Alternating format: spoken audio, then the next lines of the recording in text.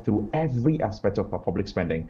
That is a sure way we can cut expenses. Because if you look at the budget as it is, you look at the NPP's last budget, you look at the indicative 2025 budget, you realize that rigidity is the biggest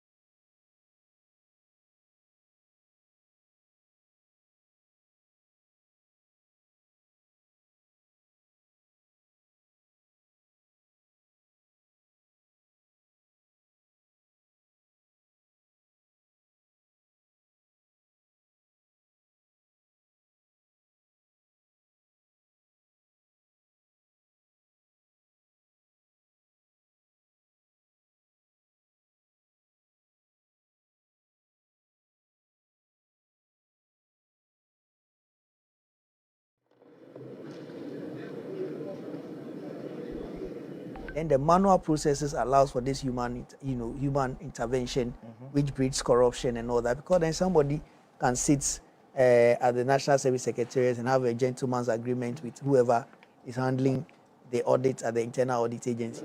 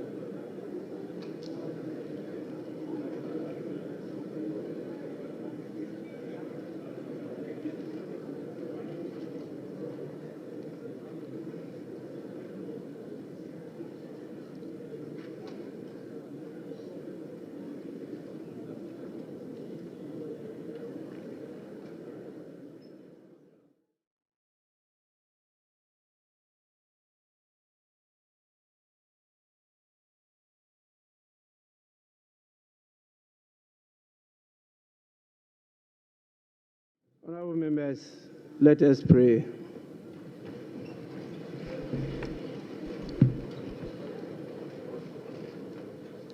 Almighty God, we humbly beseech thee to look with favor upon the Parliament of the Republic of Ghana. Grant that it may perform its high duty as in thy sight. Give divine guidance to the President of the Republic.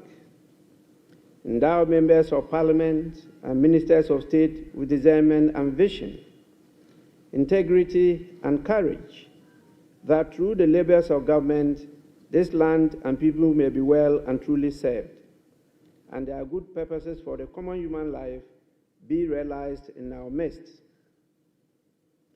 O God, grant us a vision of our country, fair as it might be, a country of righteousness, where none shall wrong his neighbor, a country of plenty, where evil and poverty shall be done away with, a country of brotherhood, where all success shall be founded on service and honor shall be given to the deserving. A country of peace, where government shall rest on the will of the people and the love for the common good. Bless the efforts of those who struggle to make this vision a living reality. Inspire and strengthen our people, that they may give time, thought, and sacrifice to speed the day of the coming beauty of Ghana and Africa. Amen.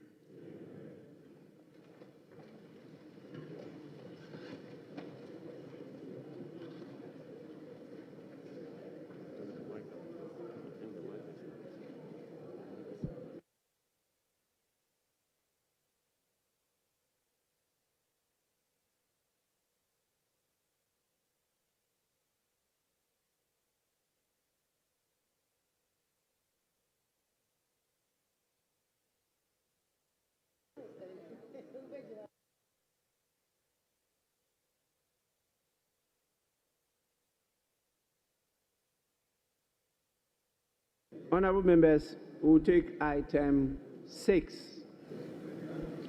Item 6. Correction of votes and proceedings and official reports. We start with the correction of votes and proceedings of Friday, 7th March 2025. Page 1, page 2, page 3, page 4,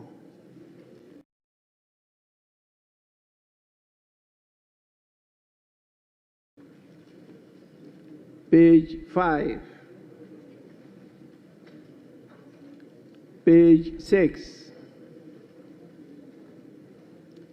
page 7,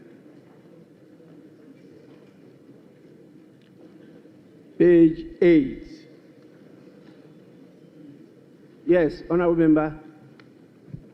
Speaker, with respect, none of us on the last row has a copy of the vote sample. No, they haven't uploaded it. It's not on it.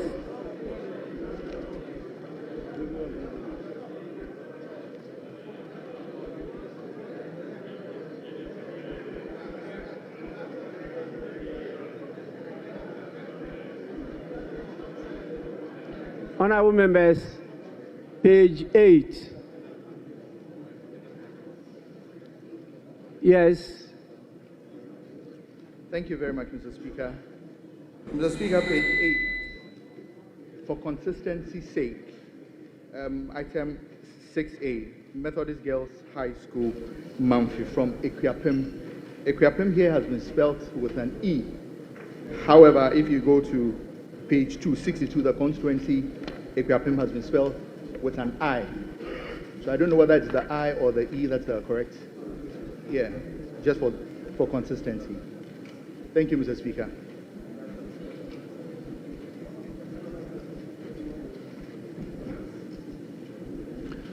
Yes, table office kindly cross-check the constituency, not the general term Aquapim, the proper spelling of the name of the constituency. Page. Right, Honorable Speaker, it's a correct spelling. Which one is the correct spelling? With an E. So what about page 2 when it's an I? The Electoral Commission designated it as an I, but for the school. I am not interested in the Electoral Commission. I'm interested in the correct spelling. The correct spelling is an E. Yes, so why didn't you draw our attention when we're at page 2? When it was spelled with I. We don't have a copy of it yet. All those here. That is not a challenge to me. It's a challenge to you. If it is that the whole house have not been given copies, that I can come in. But when some individuals don't have copies, it's not a point of order for Mr. Speaker to interrupt the proceedings.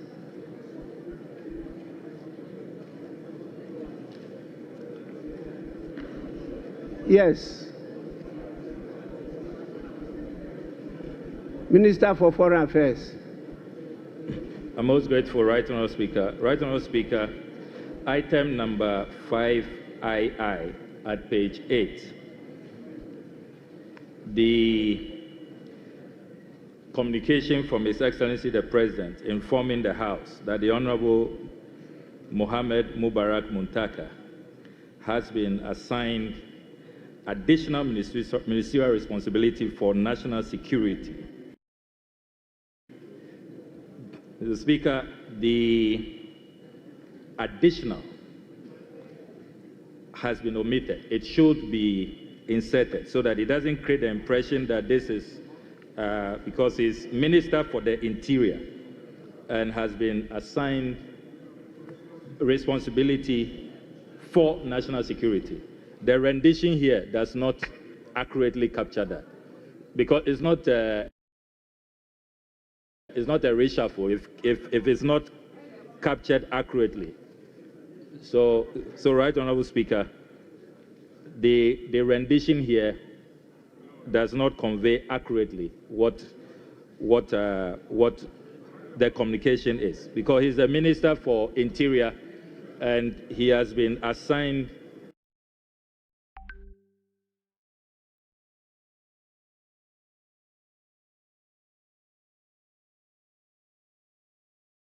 that additional responsibility for national security. So, Mr. Speaker, if the table office can capture the essence more accurately, you don't get that impression here. Honorable Minister for Foreign Affairs, what's your authority on this? Is it in the law or in the communication? Well, Right Honourable Speaker, is from the communication, and Honourable Ministers have were you copied. had sight of the communication? Yes, Right Honourable Speaker, we were copied. Whether you were talking or you were laughing, that's not an issue. The issue is, have you had sight of the communication? Additional. The communication is that he's been assigned the responsibility of not additional responsibility.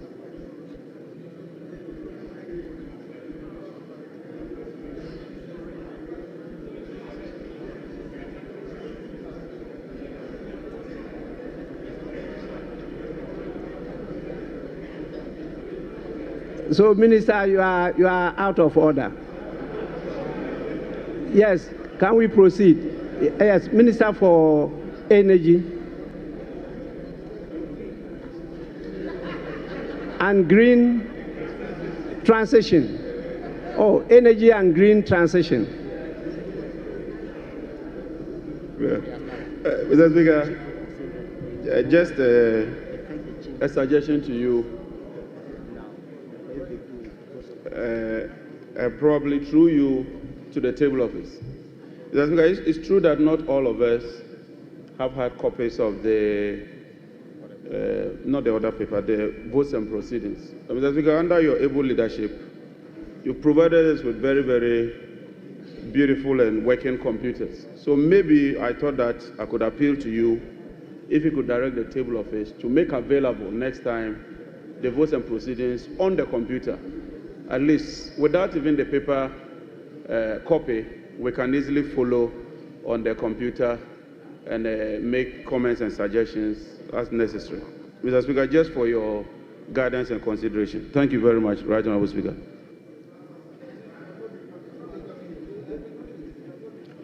Honourable members, the structure we are using as the Chamber of Parliament was constructed in 1964. In spite of all our attempts to modernize it, we are still having serious challenges. And so it's not easy to unload some of the applications we have. Even the electrical connections are also giving us serious problems. It means we have to replace all, including the Job 600, and that's quite a colossal sum, which our budget has not been able to take. So we have a lot to unload into your pieces, but we are having challenges. And so you see that we're doing it piecemeal. And I hope in the near future we'll succeed in putting all there so that it will be a paperless parliament. We don't want to be giving you hard copies. It's quite expensive to run such a system. So bear with us. We'll get there sooner than later. Yes, honorable members, can we go to page 9?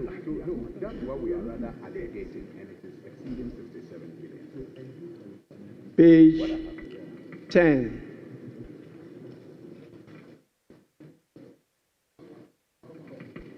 Page 11.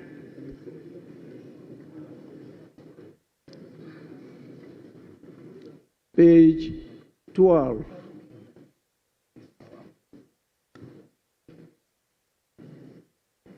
Page 13. Yes, honorable member.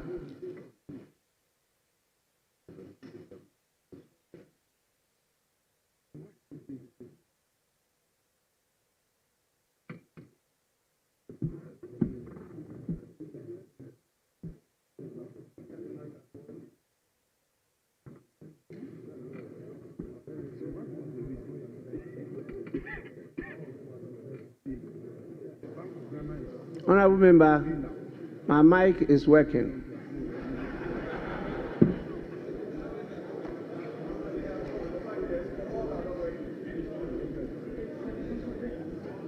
Honorable members, is it the case that your mics have stopped working?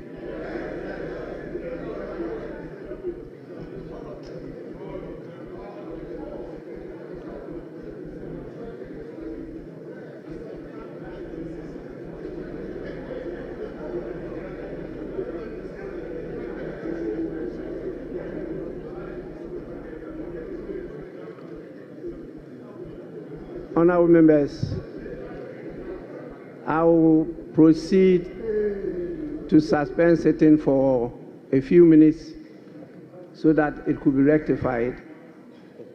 Please, just on 5 minutes. It's back. Mr. Speaker, it's back. Honorable members, It's on. are you sure? Mine is on. Speaker, this is on. Then everybody should come here and talk.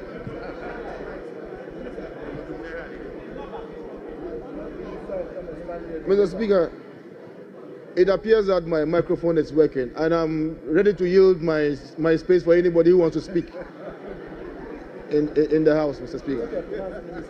I'm ready to do that, Mr. Speaker.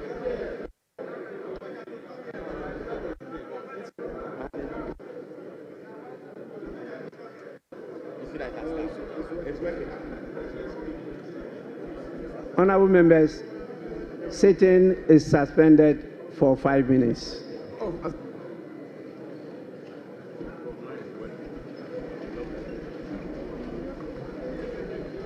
Oh, nice working. No.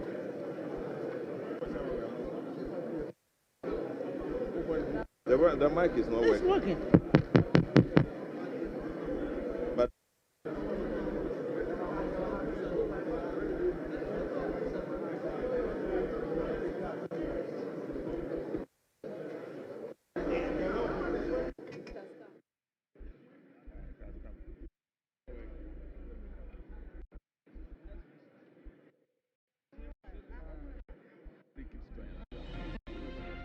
after the time you want to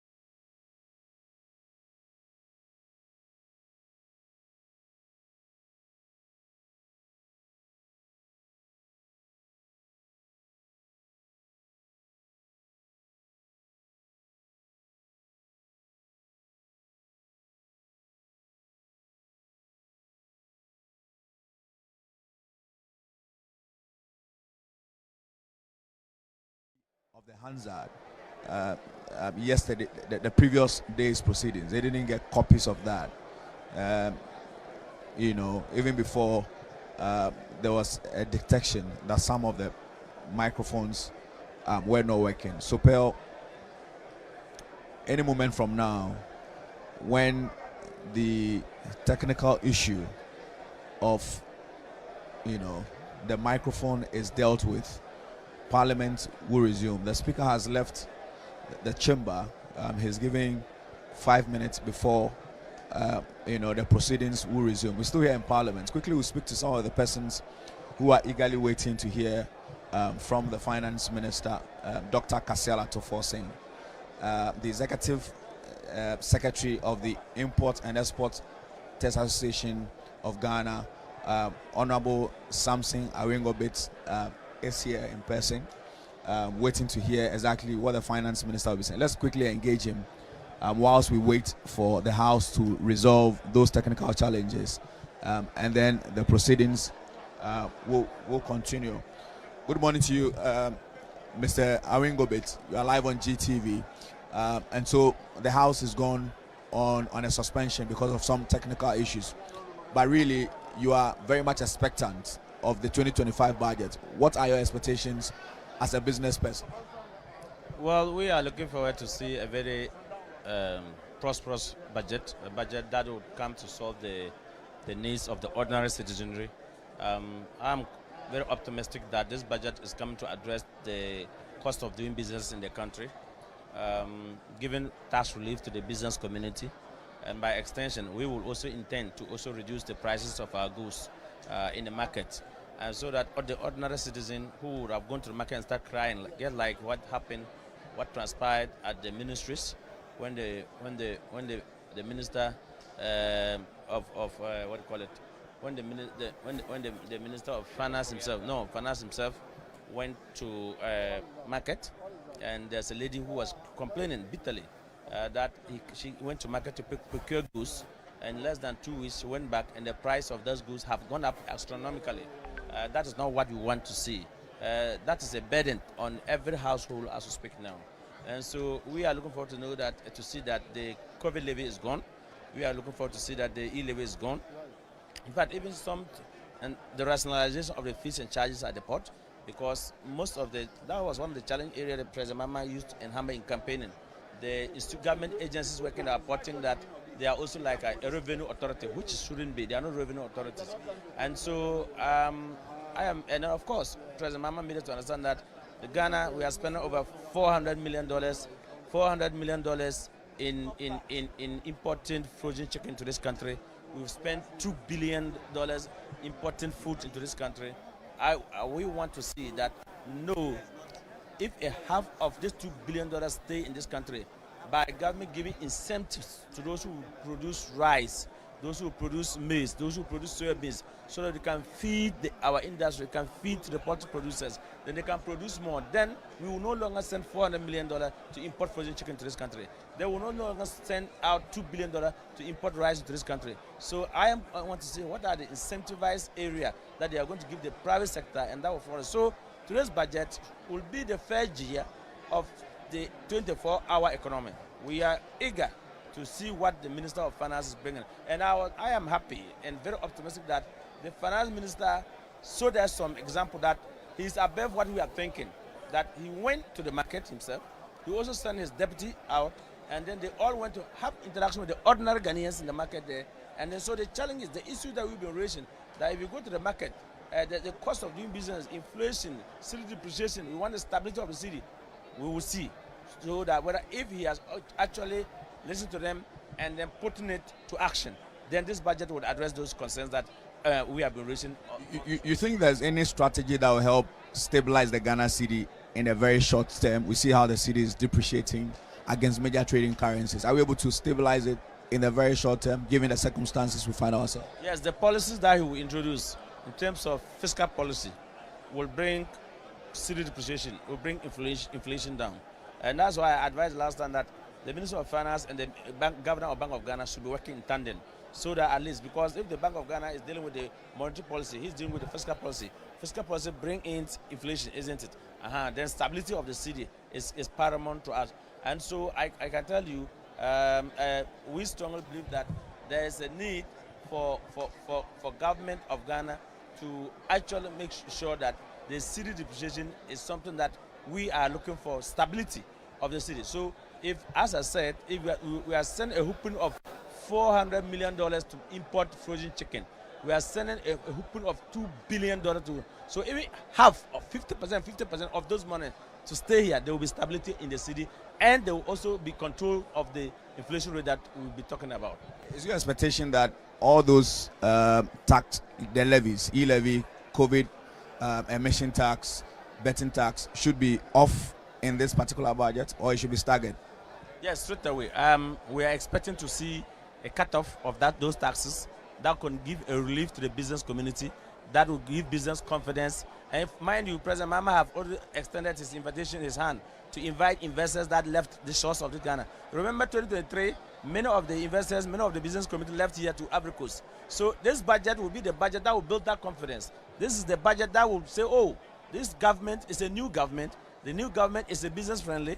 The new government really wants to do business, and the new government is prepared to receive investors coming. And so your city stability, your inflation, and then your interest rate is key. That is why we propose in the 2 days economic dialogue that the bank reserve, the commercial bank reserve, that the cash reserve that they deposit at the Bank of Ghana, what do they use it for? It's for 0%. They are not using it to trade.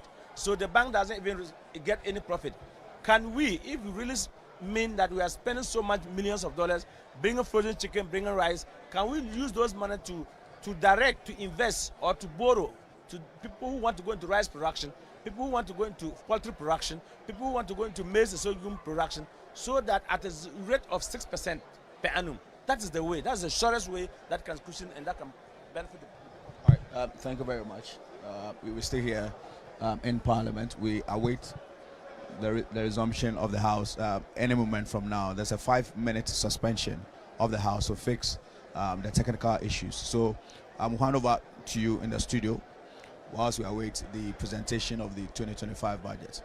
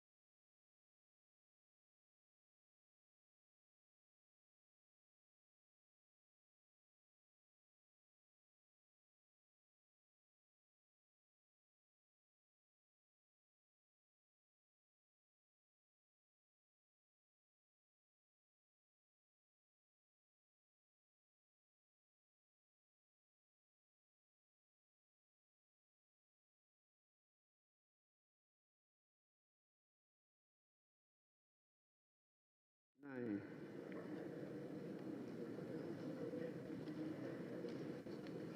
Page 10. Page 11.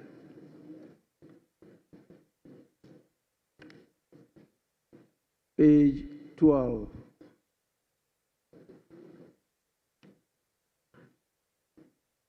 Page 13. Yes, Honorable Member. Speaker, I'm exceedingly grateful for the opportunity.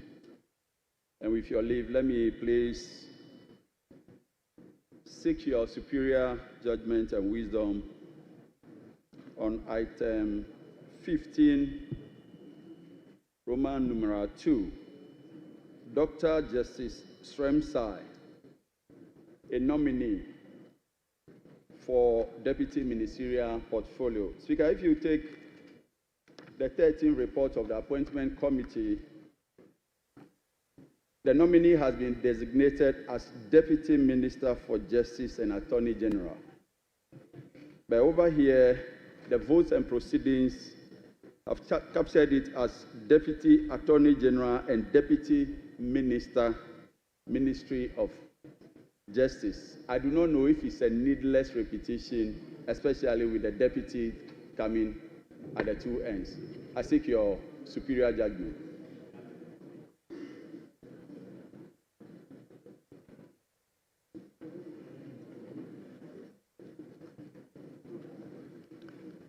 Honorable Member, this is the correct designation. He is the Deputy Attorney General and also a Deputy Minister at the Ministry of Justice. That is the correct designation. May we go on now? Page 14. Yes, please. Honorable Speaker, on page 14, item 16 motion, under conclusion of debate, the second sentence, the Honorable Second Deputy Speaker will due for the chair at 16:31 p.m. The Honorable First Deputy Speaker to the chair. Deputy is missing, if it could be inserted. And the same applies to the next sentence, so consequential amendment to that. Thank you. Honorable Member, we are grateful. Table office, kindly take note. Page 15.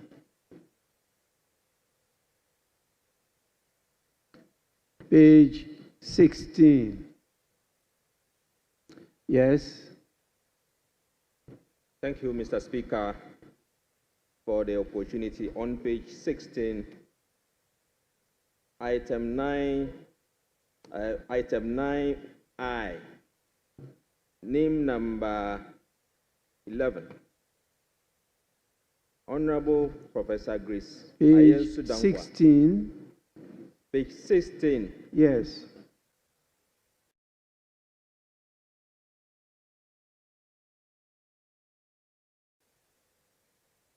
Name number 11. Item 9I. That's Committee of Selection. Oh, you're talking about item 19, not 9. 19I. 19I, Mr. Yes, Speaker. please. I'm guided. Yes. So, I see some inconsistency. In some, I know for the standard in our votes and proceedings, we usually have the title, the professor, coming at the end of the name and in brackets. But in this arrangement, the arrangement is different. Honorable Professor. And I see that again on page, we haven't gotten to page 22, but I have seen that repeated several times. So if there could be some consistency with the arrangement, I think that would be helpful, Mr. Speaker. It doesn't come up. Thank you. Honorable Member, will take note of that.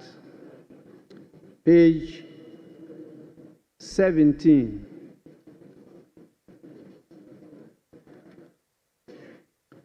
page 18. Yes, please. Okay, still. Thank you, Right Honorable Speaker. Page 18. Page 18. Item 11 and 12 has been repeated. Honorable Alfred Ni Koteyashi. It's both at 11 and 12. Thank you, Mr. Speaker.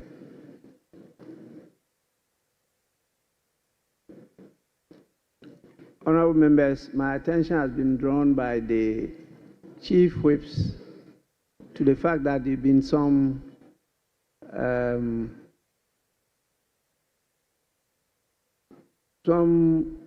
mistakes, errors in the list that was submitted and approved. I think it was on Friday. Yes. And so they are working at it, and they will come back to us properly. So we await that. So if you identify some of the issues you are raising now, please kindly hold your peace. We'll get it corrected later on. Please. We'll do that later on. With regard to the composition of the committees, both standing and select committees. So page 19, 20, 21, 22, 23, 24, 25, 26, 27, 28, 29, 30, up to the end of 58 will be taken later on. So please, honorable members, hold your peace until they resubmit the proper composition to the House. In the meantime, the committees by law are established. It's only the composition that we're having issues with. The referral will be to the committees, and that is what will happen after the presentation of the budget. Please, with that, we'll take page 59.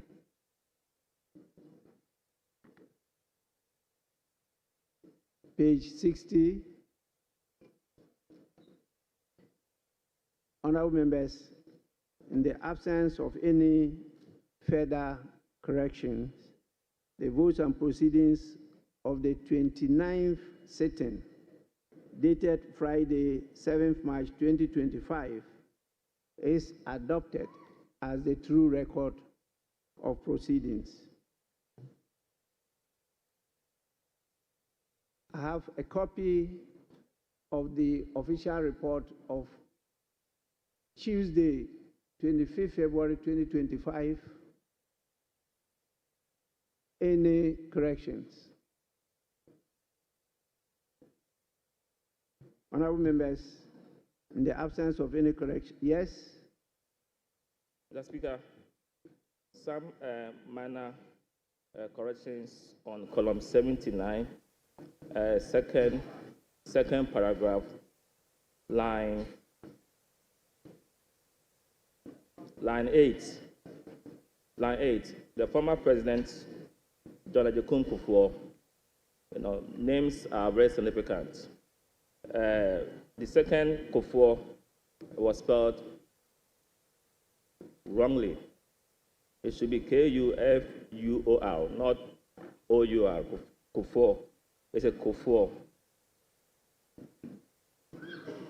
Then the last paragraph, the last sentence, beginning to turn to that concept tend is used here, but I suspect the right word should be tend, T-U-R-N, instead of tend, T-E-N-D. Thank you.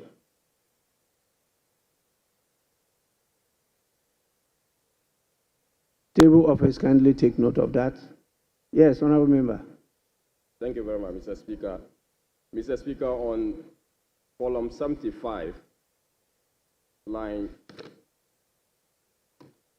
8, the sentence should read, but I want to highlight one important thing that the maker, Mr. Speaker, the article there has been excluded, and I think that it is proper we include that. Still on the same column,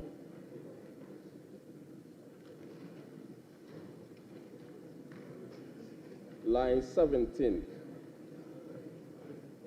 Mr. Speaker, it should read as, I think that apart from the law, the act that was passed by the House, we has been omitted. We should look at the projects. So, Mr. Speaker, the Hansard department the table should include we there. Mr. Speaker, column 76, paragraph 3. We have, Mr. Speaker, lastly, I would want to also suggest that apart from the budgeting offloading of projects, the mistake here is the phrase, the maker of the statement has to be deleted. The maker of the statement has to be deleted and replaced with we, so that it will then read as, Mr. Speaker, lastly, I would want to also suggest that apart from the budgetary offloading of projects, we could include in every brochure, ... So that, I think, should be the rendition. Lastly, Mr. Speaker, the same paragraph,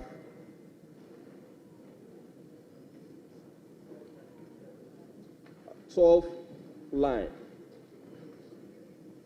I would be able to tell that when I call this investor, the B is excluded, and it has to be included in the sentence, be able to, and we'll replace participate with partner.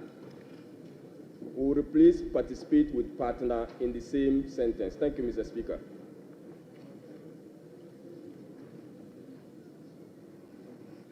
Well, table office, you have to listen to the voice and do the proper thing.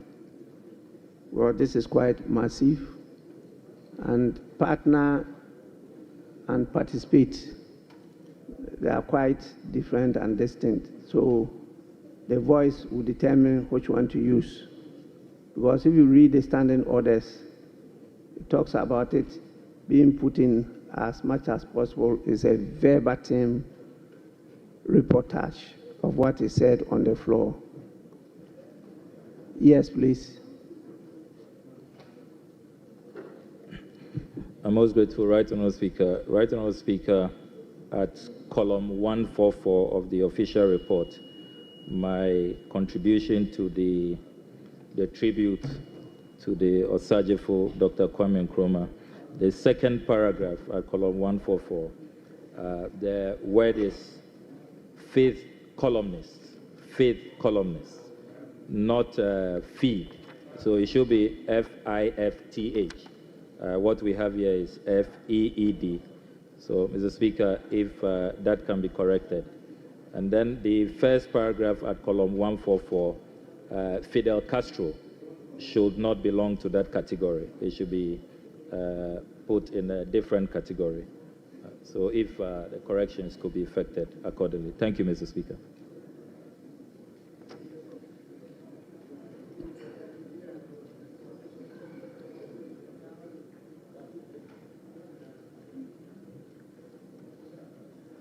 Yes, table office, kindly take note of that. Yes. Honorable members, there being no further corrections, the official report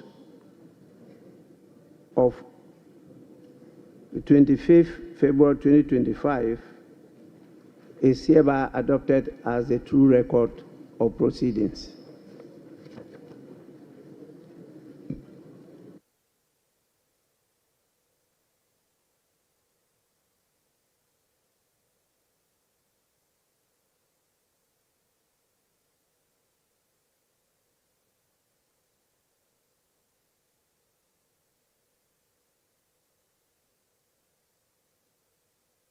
Honorable members,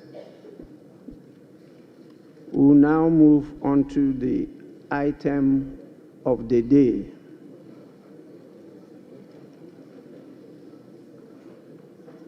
I mean the main item of the day, that is item 7, statements. The first statement. Yes. Thank you, Mr. Speaker.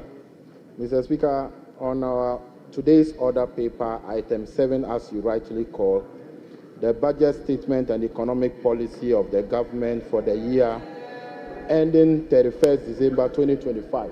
Mr. Speaker, I want to invite you to our standing orders, order 195. 2. Mr. Speaker, with your permission, I need guidance and I'll read it.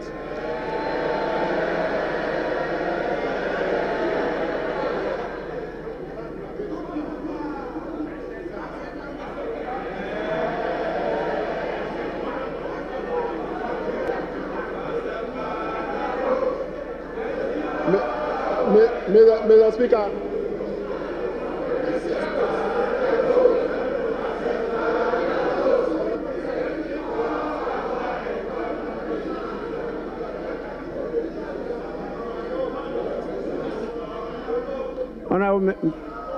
Please, let's listen to the Deputy Minority Whip. Thank you, Mr. Speaker. I think the Minister was, Mr. Speaker, order 1952. With your permission, Mr. Speaker, I need guidance and I read. The budget statement and economic policy of the government shall be presented to the House by the Minister responsible for finance on behalf of or on the authority of the President, and in a form the House may determine. Mr. Speaker, I'm emphasizing on the last part, in a form the House may determine. Mr. Speaker, as we speak, this new standing orders on this 9th Parliament, we haven't determined any form the budget statement will be presented as at now. Mr. Speaker, I have gone to read Order 6, and I have checked on our schedule from Schedule 1 to Schedule 10, and that of Order 6, and I have not been able to understand. And as we stand, Mr. Speaker, as at now, the House has not determined the form the budget is going to be presented. So, Mr. Speaker, the House has to determine the form before he can present any statement. Mr. Speaker, that is my plea, that the House must determine, my application is that the House must determine the form of the budget statement before he reads the statement. Thank you, Mr. Speaker.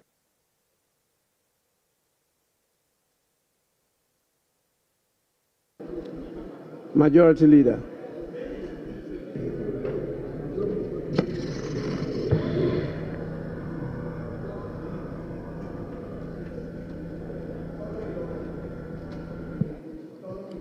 Mr. Speaker, the Public Financial Management Act and its various amendments spell out clearly the budgeting process, the requirements of a budget, what must be contained in it, and etc. And that was a legislation enacted by this same Parliament. And this Parliament acts according to the prescriptions of that legislation.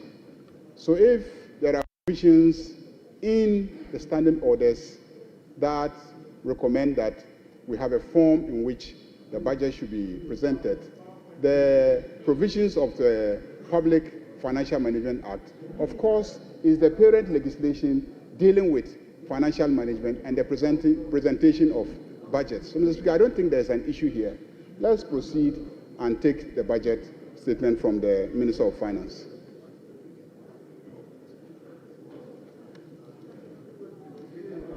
Yes, Minority Leader.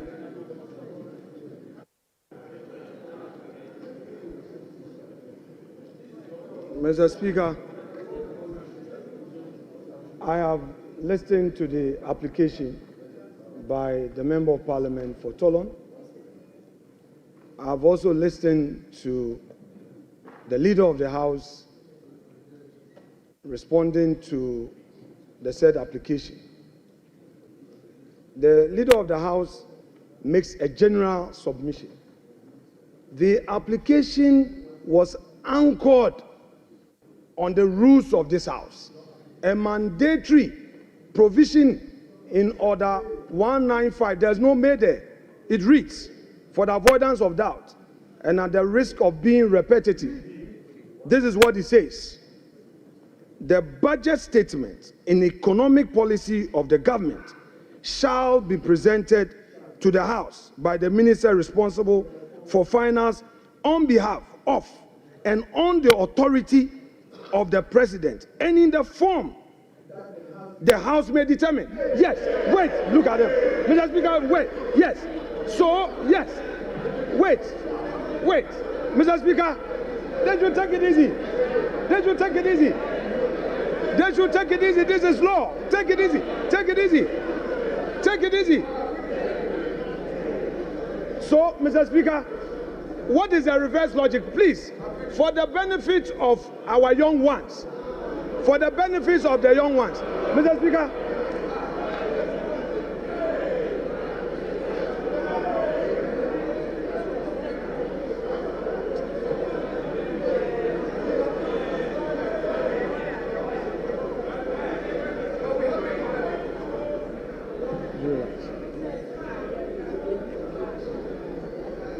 Mr. Speaker,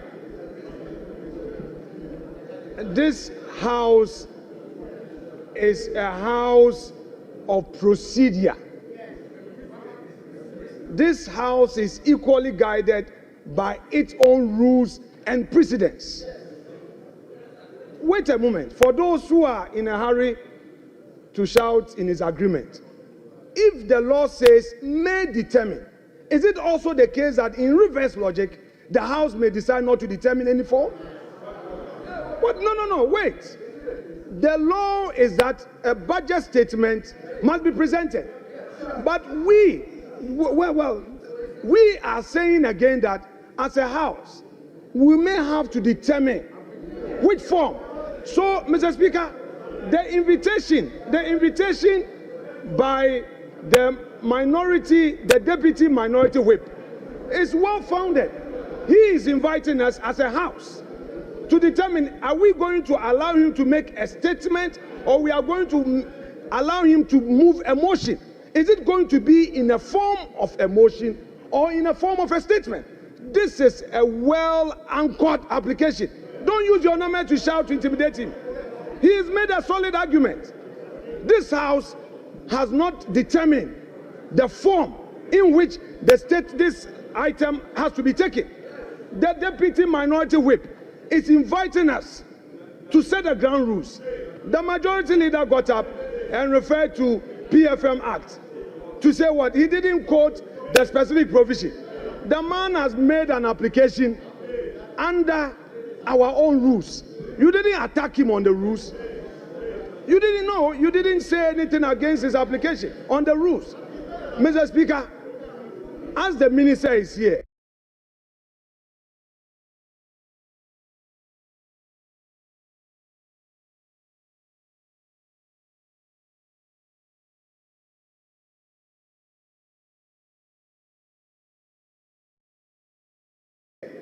in which form? Are we going to listen to him? What are you? Is he going to make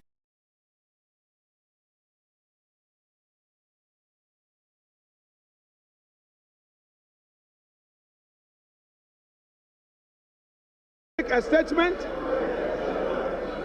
or he is going to move a motion? Mr. Speaker,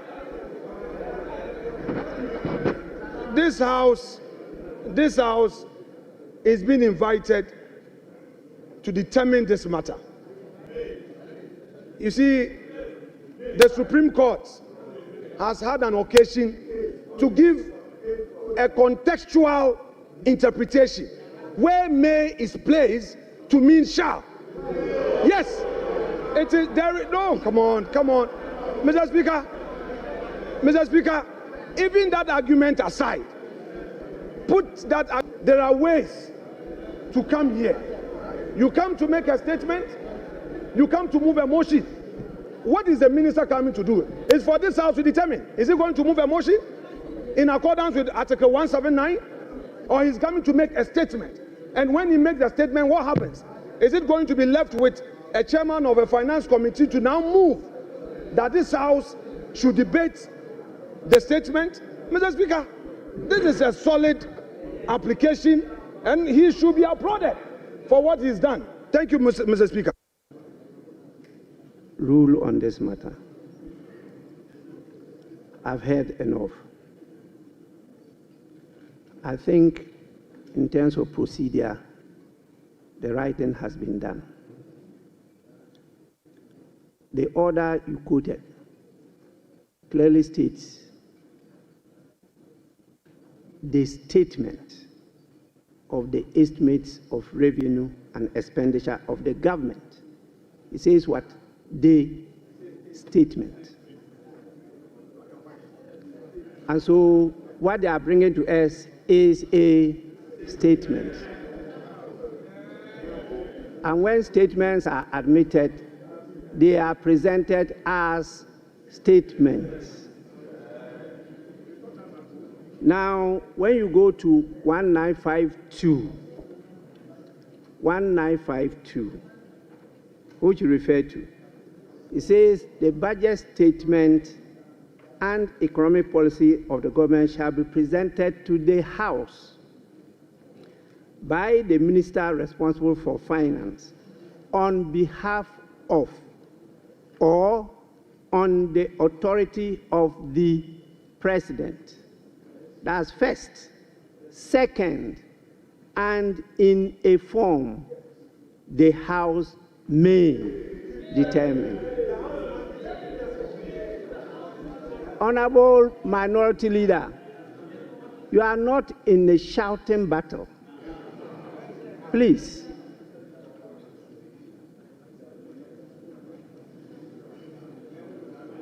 This is the House. The only way the House can determine however you define form is when the statement is presented to you. The House cannot determine this matter outside the House. You can only determine it when you are truly sitting as a House. And this is the House. He's presenting the statement. If you decide that you want a form, you define form in any different manner as you are doing, then this is the time when it is presented, you take this opportunity to determine that form you want, different from the earlier forms that we've decided and been practicing. If this is what you want to do, please, the statement must first be presented to you. It has to be presented to the House. And if you may, you determine the form you want it to be presented. That can be part of the debate. But I'm not sure the definition you are putting on the word form. Form. Please go back to your lexicons.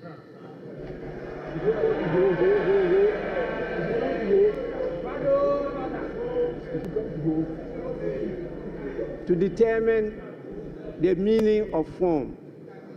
I think the right thing is being done. The statement was admitted. It's been properly captured on the order paper as programmed by the business committee, and the minister is here to present the statement to the House. So the minister may do so. So at honorable members,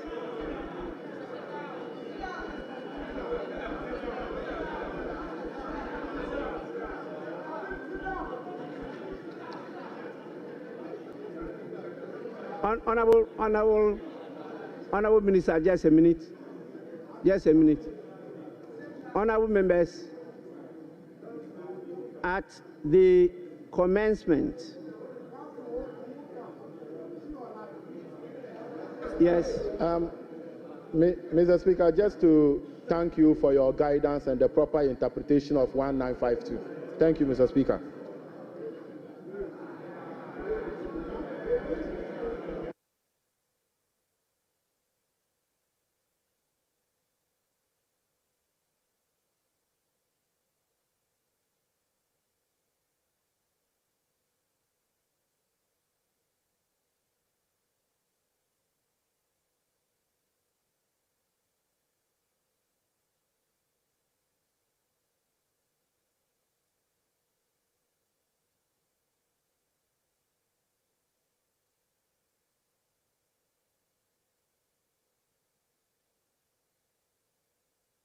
Galamsey for the longest time until I became a Galamsey.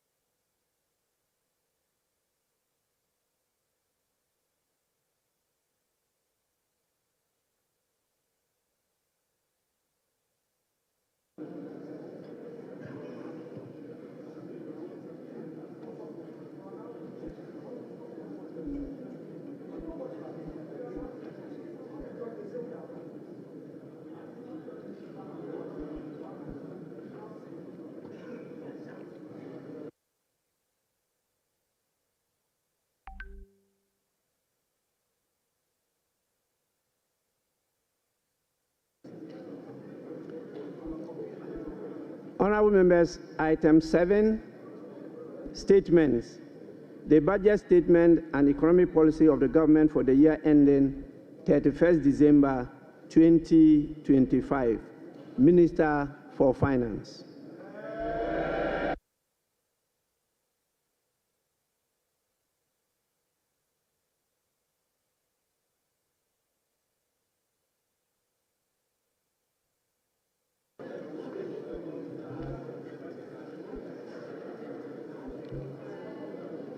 Mr. Speaker,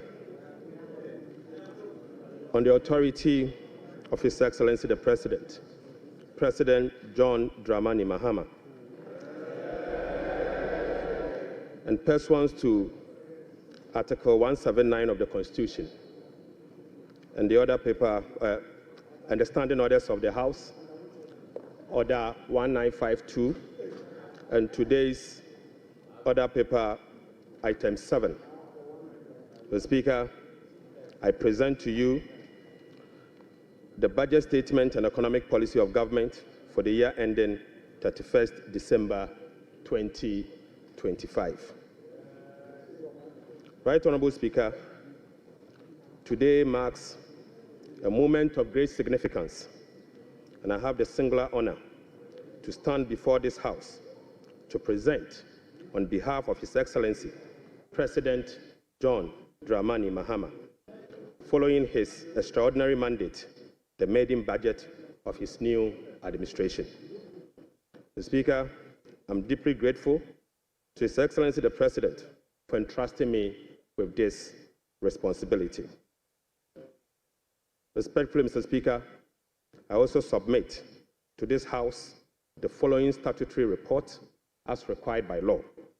The 2024 annual report on the petroleum funds in line with Section 48 of the Petroleum Revenue Management Act 2011, Act 815, as amended, Mr. Speaker.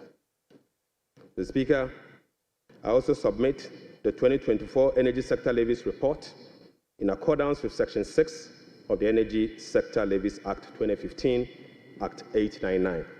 And finally, Mr. Speaker, the 2024 Annual Report on the collection and utilization of the African Import Union Levy in line with Section 7 of the African Union Import Levy Act 2017, Act 952. Right, Honorable Speaker, with this budget, I will also be seeking a review of the following act to support the policies of government aimed at stabilizing the economy and promoting inclusive growth. The first will be an amendment to the Petroleum Revenue Management Act 2011, Act 815. The second will be the Ghana Infrastructure Investment Fund Act 870. And the second will be an amendment to the Mineral Income Investment Fund Act 2018, Act 978. The Speaker, I will also be seeking amendment to the Energy Sector Levies Act 2015, Act 899. I will be seeking amendment to the Ghana Cocoa Board Act, Act 1984, the PNDC Law 81, as amended. The Speaker, that's not all. I will also be seeking amendment to the Earmark Funds Capping and Realignment Act 2017, Act 947, the Ghana Procurement Authority Act 2003, Act 663, as amended in Act 914. Speaker, I will be seeking amendment to the Ghana Education Trust Fund Act 2000, Act 581. And finally, Mr. Speaker, I will also be seeking amendment to the Fiscal Responsibility Act 2018, Act 982, and incorporating into a comprehensive public financial management act. Mr. Speaker, I forgot to add that I will also be seeking amendment to the Revenue Administration Act 2016, Act 915. So, Speaker, we remain committed to the pursuit of our 24-hour economic policy of stimulating economic growth and job creation. Right, Honorable Speaker, this policy will contribute to addressing Ghana's structural economic challenge by creating an integrated, efficient, and increasingly export-driven industrial economy that fulfills the utilization of our national resources, capital, and labor power. Right, Honorable Speaker, will be presenting the 24-hour economy policy to Parliament in due course. In this respect, Mr. Speaker, the Labour Act, the Ghana Investment Promotion Act, and other enabling legislations will be reviewed accordingly. Mr. Speaker, as part of the effort to stabilize our city through foreign exchange and gold reserve accumulation, I will also submit a bill to provide a legal framework for the establishment of the Ghana Gold Board for the consideration of this House. Mr. Speaker, this budget is indeed an abridged version of the 2025 budget statement and economic policy of government. I respectfully request the Hansard Department to capture the entire budget statement and economic policy of government for the year ending 31st December 2025. Mr. Speaker, standing here evokes a sense of nostalgia as I reflect on my journey in public service. From my early days as a young parliamentarian in this House in the year 2009, destiny has guided my path from a backbencher to a member of the Finance Committee, to a Deputy Minister of Finance, to ranking member of the Finance Committee, to Minority Leader, to Majority Leader briefly, and now, Mr. Speaker, as Minister responsible of Finance. Right, Honorable Speaker, the invaluable experience I gained in this chamber has shaped my perspective, sharpened my focus, and prepared me for the task at hand. I fully commit to supporting His Excellency the President to fix the economy of Ghana. I take this opportunity to extend my profound gratitude to the good people of Ejuma Kwenyane Siam, my constituents, and to you, Mr. Speaker, and members of this House across the aisle for your unwavering support throughout my years in this chamber. Mr. Speaker, this esteemed House is a sanctuary of rigorous debate, principled cooperation, and at times constructive disagreement, all in the pursuit of greater good of our beloved country. I look forward to working with you, Right Honorable Speaker, and my colleagues on both sides of the aisle to reset the Ghana's economy through sound policy and structural reforms that will propel our country forward. Mr. Speaker, there comes a time in a nation's history when fundamental challenges must be confronted, difficult choices must be made, and a new course must be set for the future. For Ghana, the defining moment is now. Mr. Speaker, President John Dramani Mahama made a commitment to reset Ghana for jobs, accountability, prosperity.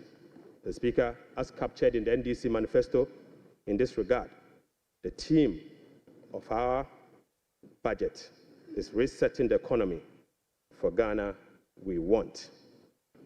Right Honorable Speaker, the democratic principles we tirelessly fought for are being held. Our democracy has been consolidated with yet another peaceful transition of power. That notwithstanding, our youth face an uncertain future with growing unemployment and hopelessness. This suggests that the dividend of democracy, such as economic prosperity and social justice, remains elusive. Mr. Speaker, the choice before us as a country are clear.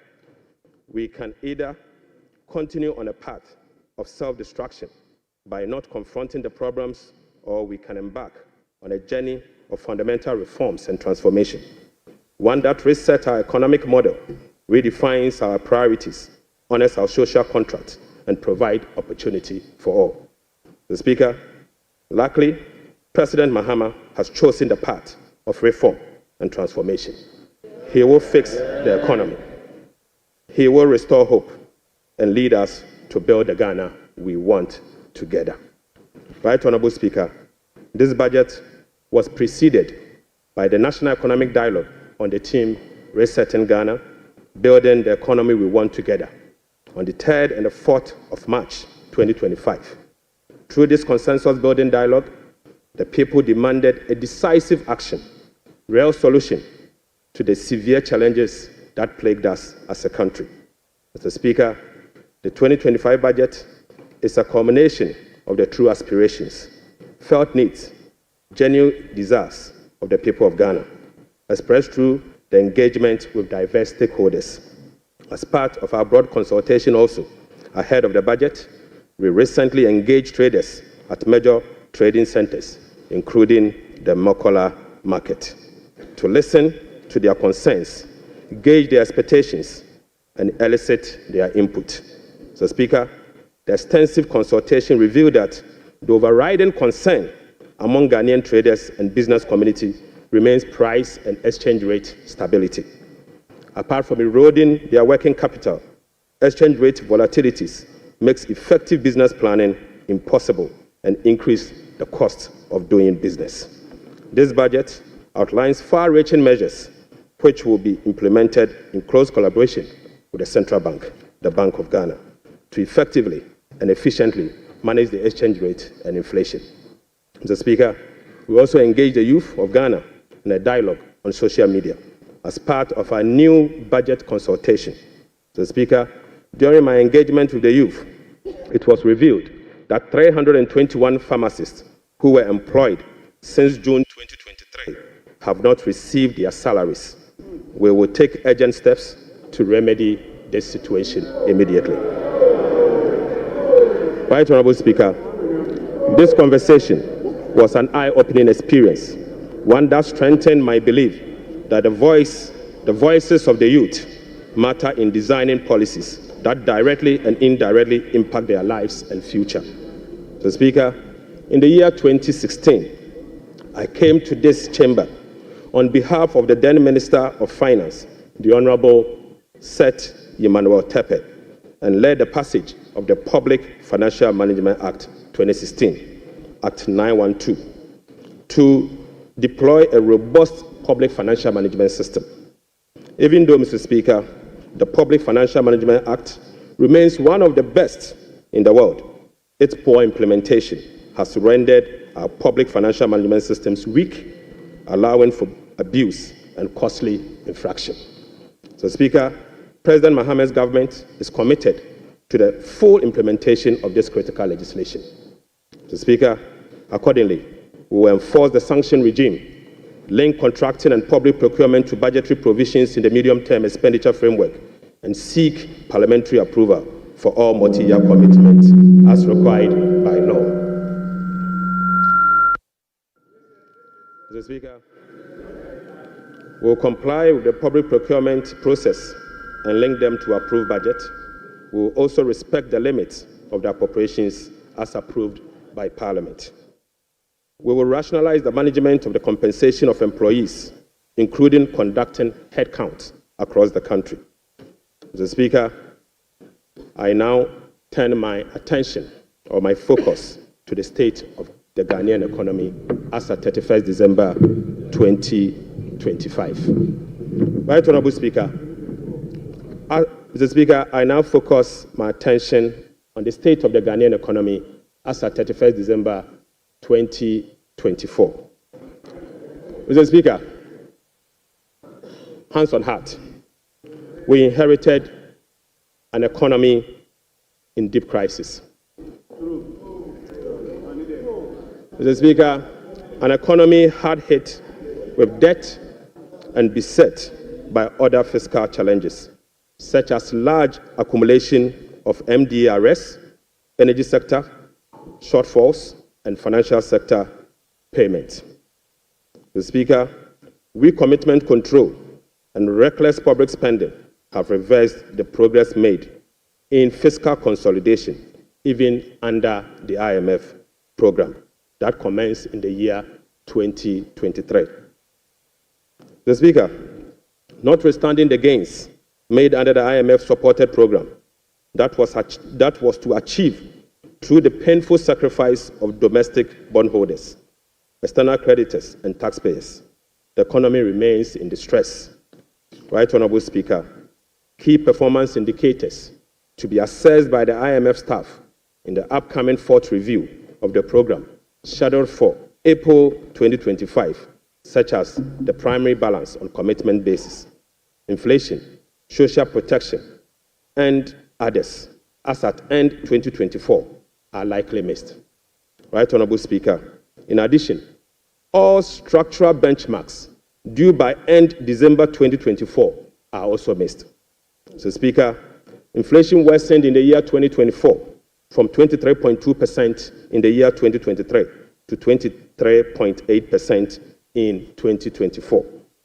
So, Speaker, the 2024 end period inflation also exceeded the budget target of 15% by 8.8 percentage points and the IMF central target of 18% by 5.8 percentage points. Unfortunately, this has triggered a discussion with IMF under the monetary policy consultation clause. Right Honorable Speaker, the primary balance on commitment basis worsened from a deficit of 0.2% of GDP in the year 2023 to a deficit of 3.9% in the year 2024. Mr. Speaker, the primary balance on commitment basis target for 2024 was a surplus of 0.5% of GDP. Sadly, the previous government recorded a deficit of 3.9 percentage point of GDP. This presents a slippage of a whopping 4.4 percentage point. Right Honorable Speaker, at the end of December 2024, total central government arrests amounted to 67.5 billion Ghana cedis, representing 5.2% of GDP. The Speaker, with the road sector recording an arrest of 21 billion Ghana cedis. The Speaker, when I assumed office on the 23rd of January 2025, my office was inundated with requests for payment from many contractors and suppliers. To ascertain the total arrests and outstanding payment for all MDAs, the Ministry of Finance decided to formally request all MDAs on the 28th of January 2028 to submit information on all arrests and outstanding claims for validation. Subsequently, Mr. Speaker, the Ministry of Finance held a special hearing with the MDAs to validate the arrests that were submitted for payment. The response from the MDAs and the validation revealed that a staggering amount of 67.5 billion Ghana cedis is owed to government contractors and suppliers. Mr. Speaker, this consists of MDA's outstanding interim payment of invoices worth 49.2 billion and bank transfer advice at the Controller Accountant General worth 18.3 billion Ghana cedis. Mr. Speaker, this 67 billion excludes 1.73 billion US dollars owed to independent power producers. This 67 billion also excludes 68 billion Ghana cedis owned by Electricity Company of Ghana to contractors. Mr. Speaker, this 67 billion US dollars also exclude the 32 billion owned by the Ghana Cocoa Board to contractors. And Mr. Speaker, this 67.5 billion also excludes the 5.75 billion owned by the Ghana Road Fund to various contractors. Right, Honorable Speaker, the Bank of Ghana is also seeking an amount of 53 billion Ghana cedis as bailout to be able to address their negative equity challenge that they face. Mr. Speaker, as part of the measures to address these mounting accumulated arrests, we have commissioned an audit of these arrest payments and guarantee value for money before a penny will be paid. Mr. Speaker, before a penny will be paid, we'll commit to do that arrest. Right, Honorable Speaker, in addition to the 67.5 billion cedis in arrests, the validation process also revealed that MDAs have awarded contract to the tune of a minimum 194 billion Ghana cedis. Mr. Speaker, this amount represents 16.5% of GDP as at the end of 2024, with the road sector again alone accounting for 100 billion Ghana cedis. Mr. Speaker, most of these contractors and most of these contracts were awarded without commencement certificate and authorization. Mr. Speaker, this is in blatant violation of the Public Financial Management Act 921. Right, Honorable Speaker, let me now update you on our debt service obligations. Mr. Speaker, apart from the huge arrests and commitment, our fiscal situation is further complicated by huge bullet debt service and constrained fiscal financing options. Currently, Mr. Speaker, the government option to finance the budget is limited to only Treasury bill market following the debt restructuring program.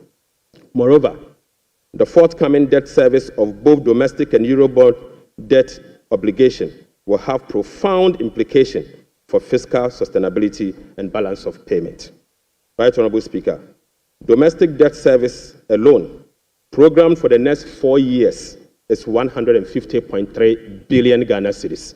So, Speaker, simply put, the interest and principal payment that will be due for payment beginning now for the next 4 years is 150.3 billion Ghana cedis. This represents 11.6% of GDP in domestic debt service obligation alone.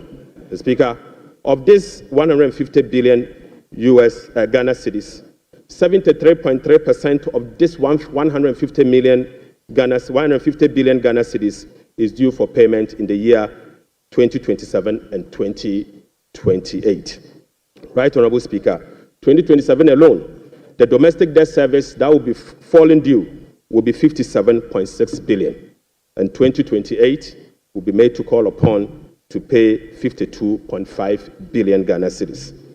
So, Speaker, the debt service obligation of 2027 and 2028 are major harms.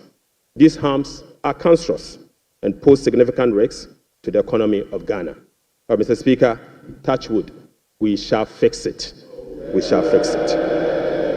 Mr. Speaker, our debt service obligation of this financial year is equally burdensome with significant harms. February, we were called upon to pay 9.9 billion. July, we'll be paying 6.2 billion.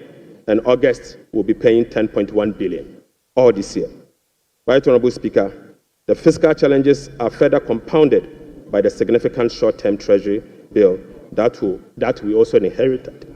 So, Speaker, these obligations, totaling about 111.1 billion Ghana cedis, requires rollover week in, week out, placing additional pressure on cash flows and liquidity requirements. Mr. Speaker, beyond the domestic maturities, Ghana faces significant external debt service obligations for the next 4 years. The next 4 years will be made to call upon to pay $8.7 billion US dollars, representing 10.9% of GDP, with heavy concentration again in the year 2027 and 2028. Again, Mr. Speaker, 55% of this external debt service will be due in the year 2027 and 2028. Right Honorable Speaker, in the year 2027, we'll be made to pay $2.5 billion US dollars, and 2028, we'll have to again pay $2.4 billion US dollars. Right Honorable Speaker, it seems the debt restructuring undertaken by the previous administration was designed to make 2027 and 2028 debt repayment heavy, sadly. So, Speaker, I don't know how come we sat and allowed that design to happen. So, Speaker, that is cancerous. But I can assure you, we will fix it. Mr. Speaker, in spite of all this upcoming domestic and external debt service obligation, no buffers were built to cushion this unprecedented debt service burden.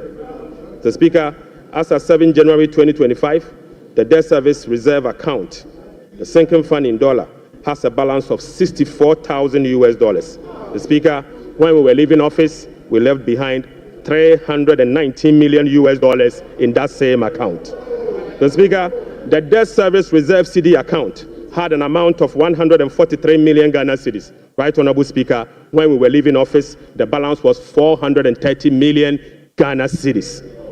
Mr. Speaker, I now move you to stalled project. Mr. Speaker, due to the bilateral creditors' debt restructuring that is ongoing, undertaken by previous administration, a staggering number of 55 projects have been halted. Mr. Speaker, this leaves a massive amount of 3 billion Ghana US dollars in undisbursed loans and about $300 million in outstanding interim payment certificates, IPCs. Some of these projects include the famous Ifia Kwanta Hospital, the Kejetia Market Phase 2, the Bolgatanga Boko Pomakrom Road, and the Tema Aflawa Road project. Delayed payment and demobilization from site could result in cost overruns of over 1.1 billion US dollars. Right Honorable Speaker, the IMF-supported program imposed an annual disbursement ceiling of $250 million for all bilateral loans that are being restructured. This constraint means that it will take a minimum of 12 years to complete all of this stalled program. So, Speaker, unfortunately, as a result of the debt restructuring, all this stalled program, working with the IMF will take a minimum of 12 years if we decide to go business as usual. We'll be engaging in the coming days to resolve this challenge. Speaker, I now take you to the famous energy sector fiscal risk. Mr. Speaker, the increase in energy sector financing shortfall is posing significant risk to the Ghanaian economy. In the year 2024, the Ministry of Finance supported the energy sector with payment of about 20.8 billion Ghana cedis. These resources could have been used for job creation and other development programs, like roads, schools, and hospitals, if the sector inefficiencies were resolved. The Speaker, a recent exercise conducted by the Energy Sector Financing Modeling Team under the Energy Sector Recovery Program, ESRP, revealed that the business-as-usual energy sector financing shortfall has increased significantly to about 35 billion Ghana cedis for the year 2025 alone. Even after spending in excess of 20 billion cedis in the year 2024. Right, Honorable Speaker. More importantly, the shortfall for the period 2023 to 2026 has been estimated to be about 140 billion Ghana cedis. Mr. Speaker, this amount is 20 times more than the allocation for goods and service for all MDAs in the year 2025. Mr. Speaker, in addition, the energy sector shortfalls, which relate to current invoices that are largely unpaid legacy arrests due to the independent power producers. Mr. Speaker, the legacy arrests stood at $1.73 billion as at end 2024. Right, Honorable Speaker, the cocoa sector, which has long been the backbone of the Ghanaian economy, is sadly on its knees, owing to gross mismanagement. Mr. Speaker, the sector faces declining output and financing challenges, characterized by unsustainable debt, rollover cocoa contract risk, and quasi-fiscal expenditures, including cocoa roads, which, Mr. Speaker, is a non-core function of the Ghana Cocoa Board. Right, Honorable Speaker, cocoa production has dropped by nearly 50% over the past 3 years. In the year 2023-2024 crop season, Cocoa Board was unable to supply 330,000 tons of cocoa to meet its contractual obligation. This sharply decline has affected the finances of Ghana Cocoa Board. This undersupply has been rolled over for subsequent years for the new administration to pay. Mr. Speaker, these 2023 to 2024 forward sales contracts, locked in at lower prices than the current market rates, have resulted in revenue losses of about $840 million for both Ghana Cocoa Board and the impoverished cocoa farmer. Right, Honorable Speaker, the rollout cocoa contract has resulted in a loss of $495 million for the year 2025 alone. Mr. Speaker, these are the risks in relation to the market price differentials and, as a result, costs causing the smuggling that we see with Ghana Cocoa Board. Mr. Speaker, Cocoa Board outstanding debt amount to 32 billion Ghana cedis, of which 11.92 billion is due to be paid in the year 2025. Outstanding cocoa road contracts reached 21 billion Ghana cedis, approximately $1.3 billion in the year 2024, of which only 4.4 billion has been accounted for in Cocoa Board's finances for the year 2025. Mr. Speaker, the financial sector still struggles, even after spending 30.3 billion in the financial sector cleanup exercise by end 2024. This includes 26.9 billion Ghana cedis after spending this amount in the banking sector. Mr. Speaker, as we speak, the financial sector is still struggling, and the financial sector will require 10.45 billion Ghana cedis to address the financial sector legacy issues and emerging risk. In addition, Mr. Speaker, an amount of 2.2 billion Ghana cedis is required to fully capitalize the National Investment Bank and the Agricultural Development Bank of Ghana. Mr. Speaker, I will also update the House on the fiscal performance for the year 2024. Mr. Speaker, the fiscal performance in the year 2024 was characterized by improved revenue collection, but with significant expenditure overruns. In addition, large arrests were accumulated over the period. Mr. Speaker, in summary, the provisional data shows the following. 1. Primary balance on commitment basis, the key fiscal anchor of the IMF program, worsened from a deficit of 0.2% of GDP at the end of 2023 to a deficit of 3.9% of GDP at the end of the year 2024.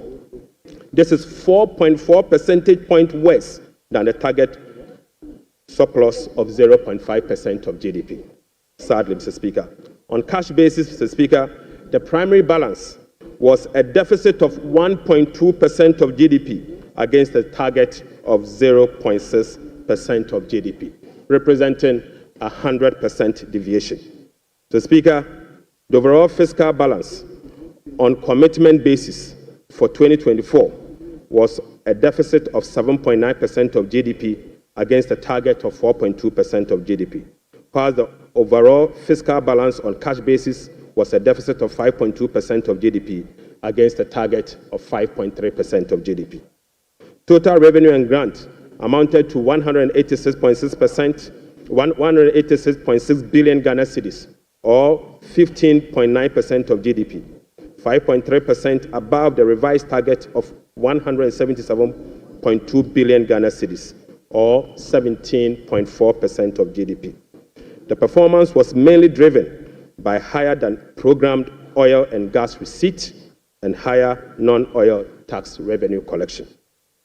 Total expenditure on commitment basis, including discrepancies, amounted to 279.2 billion, or 23.7% of GDP. This is 27.1% above the budget provisions of the year 2024, Mr. Speaker. The primary balance on commitment basis, including discrepancies, amounted to 232.4 billion, or 19.8% of GDP. This is 35.3% above the target of 171.7 billion, or 16.8% of GDP. Unfortunately, Mr. Speaker, all expenditure lines exceeded their respective targets for the period, except for interest payments, goods and service, and other expenditures. Right Honorable Speaker, the discrepancies for the year 2024 being unclassified expenditure was 3.8 billion Ghana cedis as compared to 12.9 billion Ghana cedis in the year 2023. Mr. Speaker, at the end of December 2024, provisional data indicate that gross central government and guaranteed debt was 726.7 billion from 610 billion in 2023. This represents 61.8% of GDP in 2024, compared to 68.7% in the year 2023. Mr. Speaker, it is instructive to note that the debt to GDP ratio and the dollar component of our debt that has come down, that has reduced, is as a result of the 37% haircut on principal of Eurobond debt under the debt restructuring. Mr. Speaker, it is important to know that. Mr. Speaker, Right Honorable Speaker, it is instructive to note that the debt to GDP that has reduced is as a result of the 37% haircut on principal and interest that were given to Eurobond bondholders. Mr. Speaker, you may recall that the government commenced the debt restructuring program in the year 2022 to restore debt sustainability and economic stability. As of now, the restructuring process is approximately 93% completed. The remaining 7% relate to debt of $2.7 billion owed to commercial creditors. We are committed to completing the remaining debt restructuring as soon as possible. Mr. Speaker, real sector development in the year 2024. Right Honorable Speaker, provisional 2024 GDP statistics published by the Ghana Statistical Service on the 10th of March 2025 shows that overall real GDP growth increase. So Speaker, at the end of increased to 5.7% in the year 2024. So Speaker, I take that again. The Speaker, provisional 2024 GDP statistics published by the Ghana Statistical Service on the 10th of March 2025 show that overall GDP growth grew by 5.7% of GDP in the year 2027, compared to the growth rate of 3.1% recorded over the same period. Mr. Speaker, the key driver of this growth was largely coming from gold mine. Mr. Speaker, including Galamsey. Including Galamsey. Mr. Speaker, Galamsey growth cannot be sustainable. Mr. Speaker, non-oil GDP growth. Mr. Speaker, the non-oil GDP grew by 0.6% in the year 2024, compared with the growth rate of 3.6% recorded in 2023. Mr. Speaker, the gross international reserves increased to a stock position of $8.98 billion at the end of 2024 and was enough to cover 4 months of imports, exceeding the target of a floor of 3 months of import cover. At the end of 2024, the currency had depreciated by 19.2% against the US dollars, 17.8% against the euro, against the British pound, Mr. Speaker, and it had depreciated by 13.7% against the euro. Mr. Speaker, Right Honourable Speaker, it is what it is. The state of our economy is troubling, but we will fix it. Mr. Speaker, touch wood, we will fix it. But Mr. Speaker, it will require some sacrifices, truthfulness, transparency, and discipline. We will take strong measures to confront the situation head on. Mr. Speaker, the sacrifice must come from all stakeholders, beginning with the government. Mr. Speaker, His Excellency the President appreciates this and has led the charge by significantly downsizing his government from the Elephant 88 to the Umbrella 60. Mr. Speaker, he has also reduced the number of his government ministries from the Elephant 30 to the Umbrella 23. Mr. Speaker, as part of the contribution to the resetting agenda, organized labor has followed suit by working with government and employers association to agree on a modest 10% increase in base pay and minimum wage for the year 2025. Right Honourable Speaker, on behalf of His Excellency the President, I would like to express my profound gratitude to organized labor and employers. Mr. Speaker, ordinary Ghanaians have also sacrificed by enduring the negative impact of severe currency depreciation since 2022. Hyperinflation, high food inflation, principal and interest haircut, soaring interest rates, among others. Mr. Speaker, it is now time for the people's representative, the members of Parliament, and the judiciary to also follow suit. I would like to call on all other stakeholders, including the business community, faith-based organizations, academia, and civil society to support this national call. So, Speaker, our immediate task is to reset our nation, to restore good governance, reduce the excruciating suffering of our people, and set our country on a trajectory of economic transformation. So, Speaker, our vision is to build a prosperous and a democratic state, anchored on the principles of freedom and justice, providing equal opportunities for all. So, Speaker, through this vision, we will work together to build the Ghana we want. Right Honourable Speaker, the resetting agenda will be anchored on the following. 1, restoring hope in our democracy, renewing trust in public officials, and helping every Ghanaian attain their full potential. Offering a trusted hand to the vulnerable, particularly women and youth, and creating a new Ghana for coming generations. And finally, stimulating demand by patronizing made-in-Ghana goods under the 24-hour economy. Mr. Speaker, today I came to this chamber with made-in-Ghana bag, signifying, Mr. Speaker, with made-in-Ghana bag, Mr. Speaker, I would like to first present, Mr. Speaker, they don't know that in Ghana we sew suit. Right Honourable Speaker, I would like to first present the government's immediate and strong measures to address the current challenges we are confronted with, followed by the medium-term vision, policy objectives, and targets.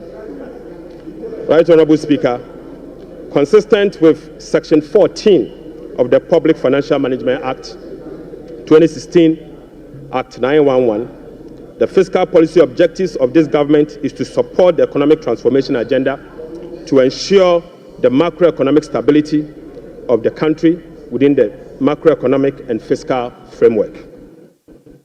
More specifically, the fiscal policy objective of the government include the following: rationalizing government expenditure and eliminating wasteful expenditures, optimizing domestic revenue mobilization through broadening of tax base, increased non-tax revenue collection, adopting enhanced tax compliance measures, and modernizing the tax administration through digital technology.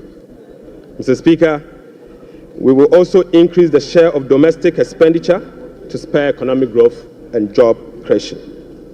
We'll be reducing public debt to sustainable levels and adopting prudent debt management practice to support debt sustainability.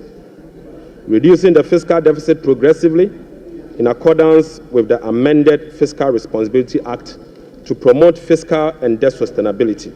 And Mr. Speaker, restoring confidence in the Ghana economy. Right Honourable Speaker, our approach will be to foster economic growth, accelerate job creation, reduce inflation, and stabilize the cedi. To achieve this, it is crucial that we establish the macroeconomic stability and ensure debt sustainability. Mr. Speaker, we are confident that by prioritizing these fundamental elements, we can cultivate an environment where individuals can prosper and businesses can thrive in Ghana. Mr. Speaker, Ghanaians, through the recent National Economic Dialogue, have expressed a clear desire for fiscal deficit and public debt to be reduced through cuts in government spending rather than through only tax measures. We wholeheartedly agree, Mr. Speaker. Going forward, we will tailor our expenditure to align with our fiscal realities. After all, whoever pays off their debt gets rich. Mr. Speaker, we are poised to implement a three-pronged approach to achieve our objective, beginning with this budget immediately. First will be to recalibrate the fiscal adjustment, and we believe that by prioritizing spending-led fiscal adjustment can initiate a positive cycle.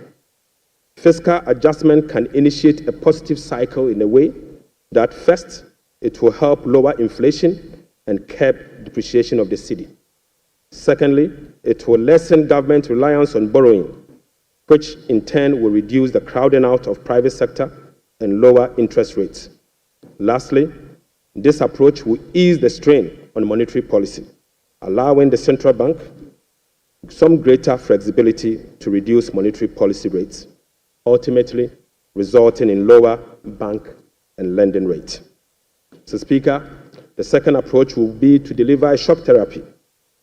Mr. Speaker, we are implementing a form of shock therapy to the economy by making significant spending cuts this year, thereby reducing the government financing needs and front-loading fiscal adjustment. This is the down payment for our policy credibility and creditworthiness. Right Honourable Speaker, our third approach will be to restore fiscal responsibility. By moving forward, we will enhance public financial management by empowering ministers to effectively manage their budget on their own, ensuring strict compliance with the commencement certificate. Mr. Speaker, we'll be passing and enforcing a revised Fiscal Responsibility Act.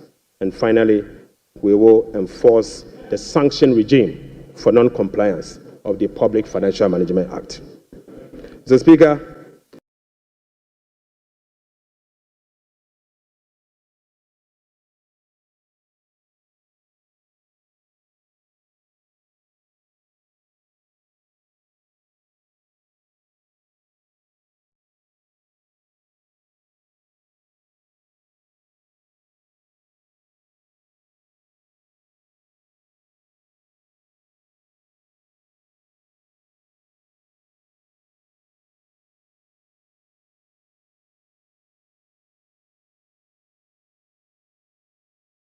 In pursuit of the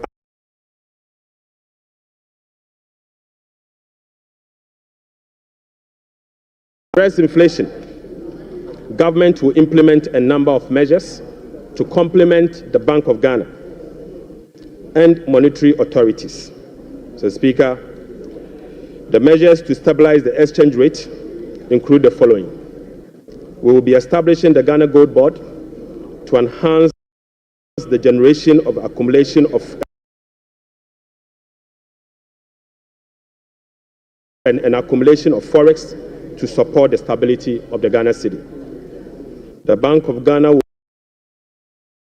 will continue to implement its FX forward auction to support the stability of the Ghana cedi. Government's strong fiscal consolidation through the reduction in public sector spending and the fiscal deficit will reduce the pressure on the exchange rate. Mr. Speaker, our import substitution drive under the 24-hour economy involving domestic production of key products originally imported will reduce import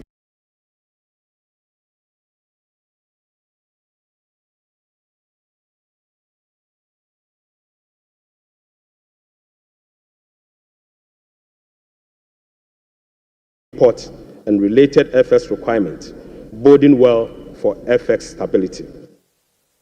Right Honourable Speaker, we are addressing the inflation problems through a number of measures, including the following. First, specific interventions, including the Agriculture for Economic Transformational Agenda, is expected to increase food production and reduce food inflation. Government will implement policies that target items with large weight in the CPI basket, such as transportation and utility, to reduce their prices. Mr. Speaker, our aggressive fiscal consolidation drive aimed at reducing the fiscal deficit and borrowing will contribute significantly to reducing inflationary pressures. Right Honourable Speaker, our strategy to improve exchange rate stability will reduce imported inflation and fuel prices. Mr. Speaker, the Bank of Ghana will maintain an appropriate monetary policy stance and use it, Honourable Speaker, to achieve our expenditure implement the following measures. Mr. Speaker, I now take you to our expenditure measures. Mr. Speaker, the following expenditure measures will be implemented in 2025 and the medium term to support fiscal consolidation agenda. First, we will conduct a comprehensive audit to validate the quantum of arrests and commitment as at 31st December 2020 ceilings will be implemented. We will amend the Public Procurement Act to provide for an independent value for money office to scrutinize government procurement. Mr. Speaker, we will also work with Parliament to amend the Public Procurement Act to make commencement certificate and budgetary provision a prerequisite for all procurement that will be paid by the central government. Mr. Speaker, we will fully integrate GANEPS and GIFMIS to ensure that only MDA's projects and purchase orders that have approved budget and allotment can obtain procurement approvals. Mr. Speaker, we will operationalize the compliance desk at the Ministry of Finance to monitor reports on commitment and arrest accumulation. Mr. Speaker, aside that, we will publish a PFM league table for compliance purposes. We will strictly enforce sanctions under the sections 96 to 98 of the Public Financial Management Act for breaches of the PFM Act, specifically those that relate to arrest accumulation and commitment control. Right Honourable Speaker, we will cut waste and we will cut it very deep. Mr. Speaker, in this regard, we have selected expenditure items including the Ghana Cares, the U-Start, One District, One Factory for complete elimination. Mr.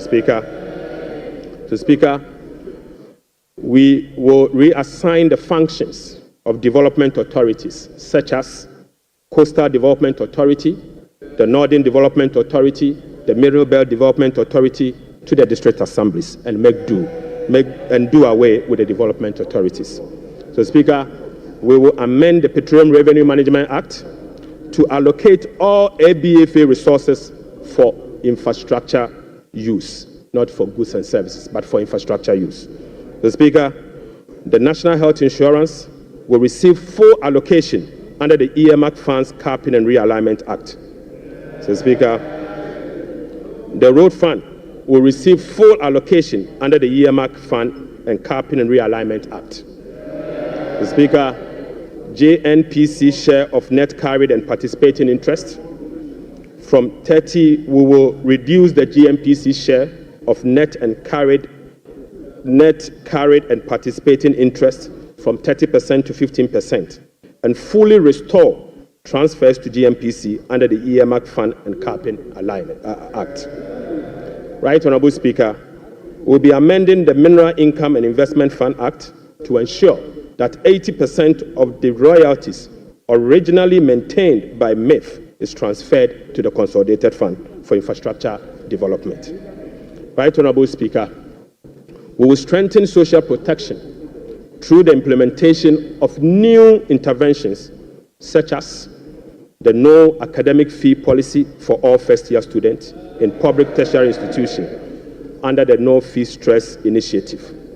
Mr. Speaker, it also includes the free tertiary education for persons with disability, free primary health care, the Ghana Medical Trust Care, otherwise known as Mahama Care, and free sanitary pads for schoolgirls. Mr. Speaker, to address the energy sector challenges, including reducing the quantum of large energy sector shortfalls, the following energy sector recovery program interventions will be implemented this year. First, Mr. Speaker, ECG and NEDCO will implement a number of measures, including metering and implementation of private sector participation. Mr. Speaker, we'll also implement the liquid fuel to gas swap through an increase in N-gas supply from 60 mmSC per day to 100 mmSC to take advantage of cheaper gas prices and others.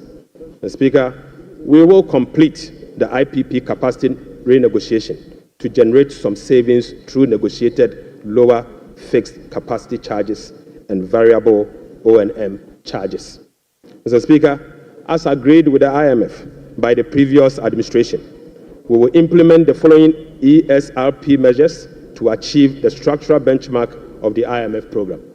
Mr. Speaker, PURC will continue to implement the quarterly tariff adjustment to reflect changes in inflation, exchange rate, and generation mix.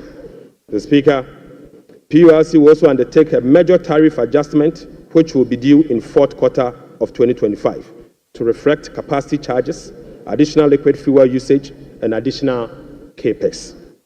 The weighted average cost of gas will be increased from the current $7.80 per MMBTU to $8.45 to reflect the increased prices of natural gas as well as the changes in the supply mix. Mr. Speaker, the subsidy on weighted average cost of gas granted to some ceramic companies through the discounted industrial development tariff will be reversed. Mr. Speaker, I now take you to the revenue measures. Mr. Speaker, in proposing some revenue measures to achieve the 2025 fiscal target for your consideration, I'll first take you to the IMF requirement. Mr. Speaker, this measures is inconsistent with our commitment under the IMF-supported program to observe a non-oil tax revenue effort of 0.6% point of GDP annually as part of the measures to improve domestic revenue mobilization and achieve our debt sustainability target over the medium term. Right, Honorable Speaker, despite our commitment to increase the non-oil tax revenue by 0.6%, we have programmed the following nuisance taxes for removal in line with our manifesto promise.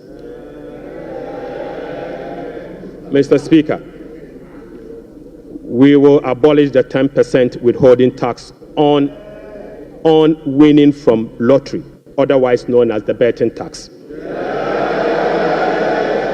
Mr. Speaker, we will abolish the electronic transfer levy, E-Levy, of 1%.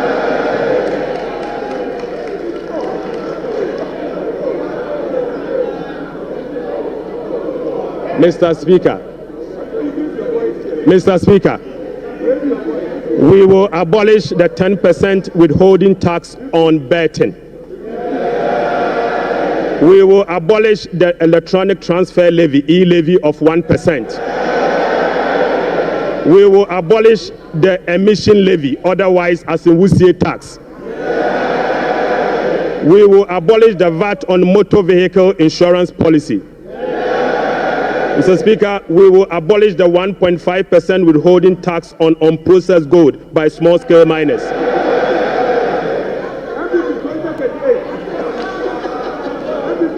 Mr. Speaker, the removal of these taxes will ease the burden on households and improve their disposable income.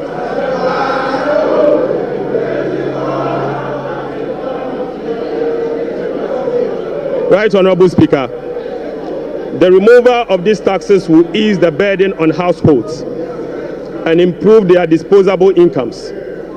In addition, it will support business growth and improve tax compliance.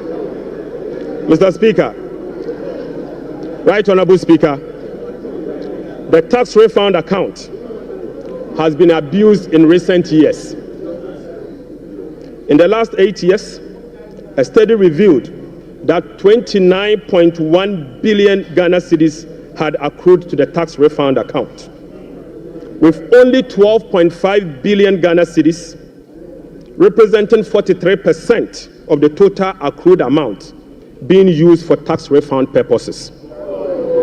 Mr. Speaker, the study also revealed that 16.6 billion Ghana cedis, representing 57% of the total amount accumulated in the tax refund account, was misapplied. Mr. Speaker, which is a total violation of the Revenue Administration Act, Act 915, and the Public Financial Management Act. Instructively, Mr. Speaker, there were virtually no tax refund arrests over the period. Mr. Speaker, and therefore, we are reducing the current tax refund ceiling by 2 percentage points from 6% to 4% of total revenue, as defined in Section 69 of the Revenue Administration Act, Act 915. Mr. Speaker, by reducing the ceiling on the tax refund from 6% to 4%, Right, Honorable Speaker, we have saved the taxpayer 3.8 billion Ghana cedis.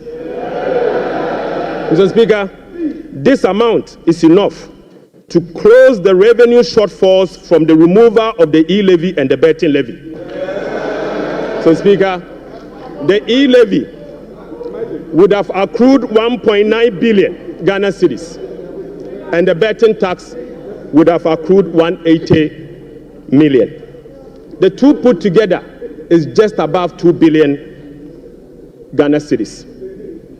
By reducing the tax refund account from 6 to 4, it is enough to remove this tax, and a savings will be provided to take care of social interventions.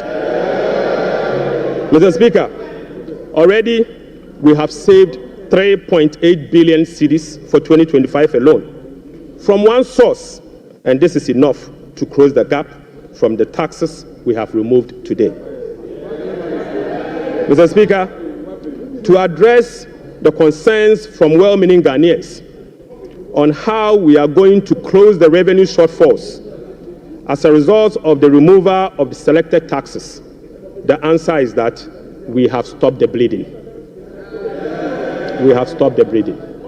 Mr. Speaker, accordingly, with this budget, we will amend the Revenue Administration Act 2016, Act 915. This measure will improve the tax revenue net of tax refund by 2%, representing 0.3% of GDP. Mr. Speaker, in line with government policy, the 2025 minimum wage, recently negotiated with the National Tripartite Committee, will be zero-rated.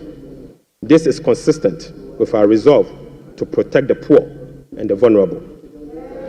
Mr. Speaker, again, without increasing the levy We will also review the Energy Sector Levies Act to consolidate the Energy Debt Recovery, the Energy Sector Recovery Levy, and the Sanitation and Pollution Levy into one levy and use the proceeds to cater for energy sector shortfalls and service the inherited debt service obligation. Mr. Speaker, the reset has just begun.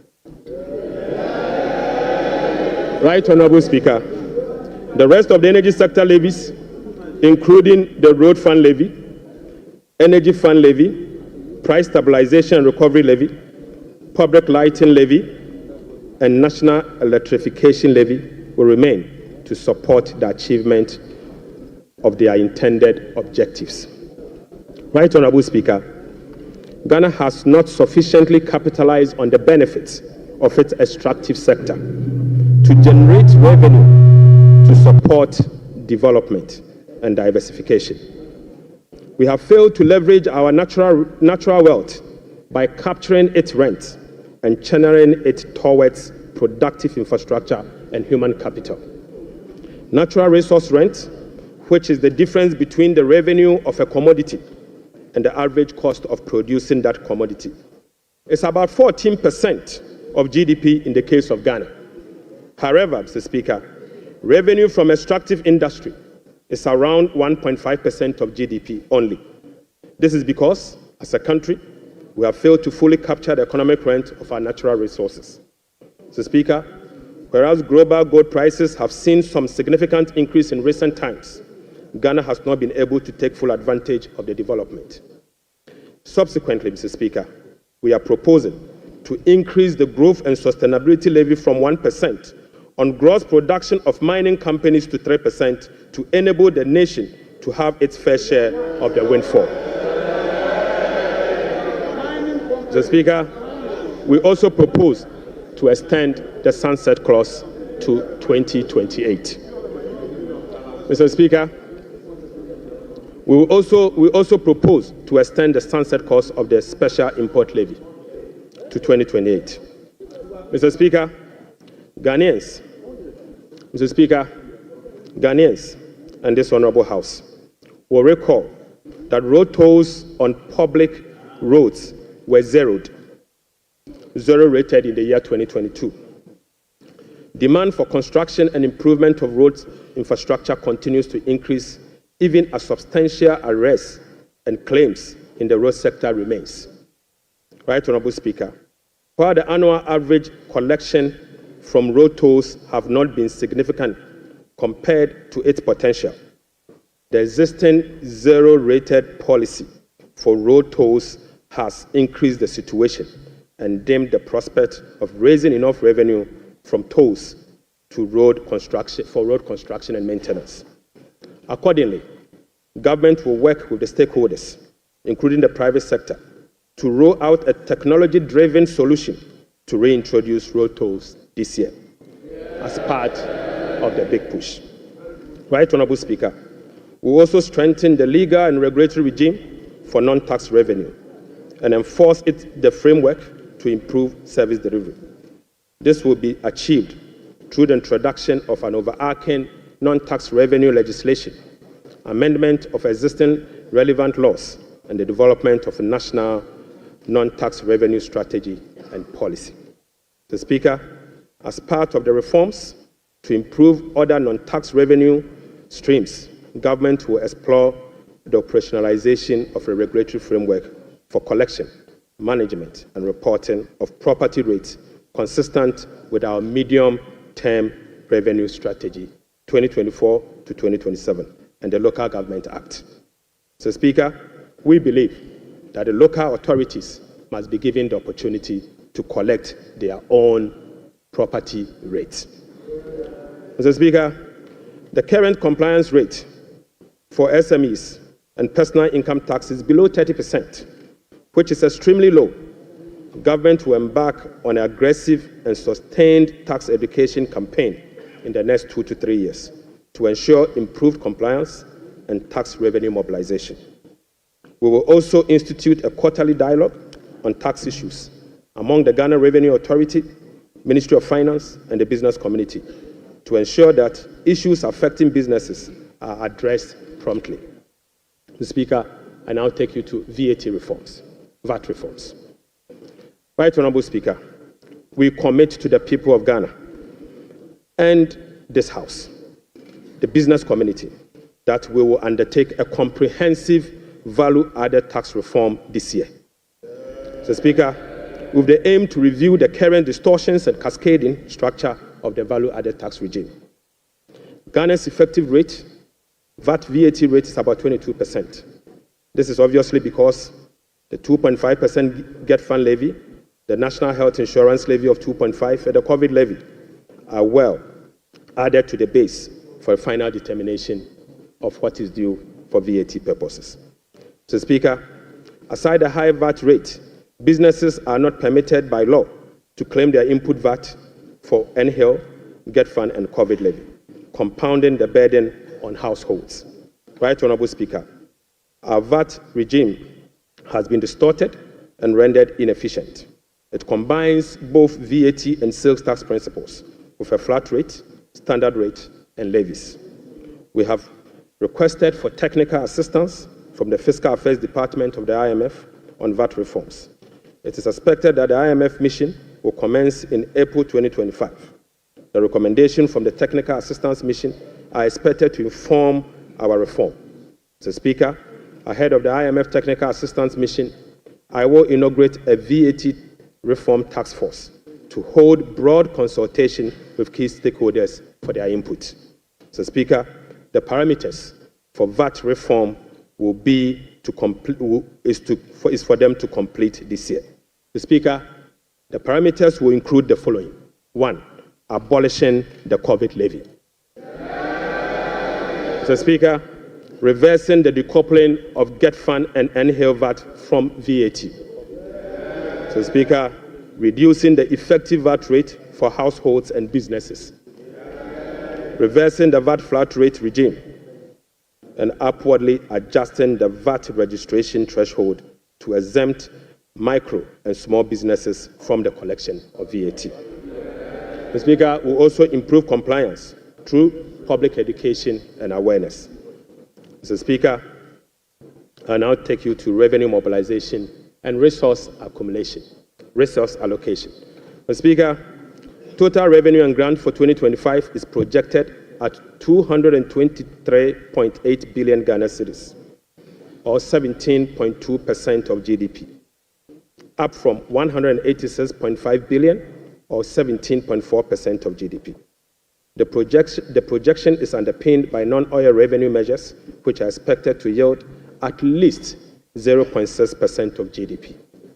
Mr. Speaker, total expenditure on commitment basis for 2025 has been programmed at 269.1 billion, representing 20.7% of GDP, down from 279.2 billion, which is 26% of GDP in the year 2024.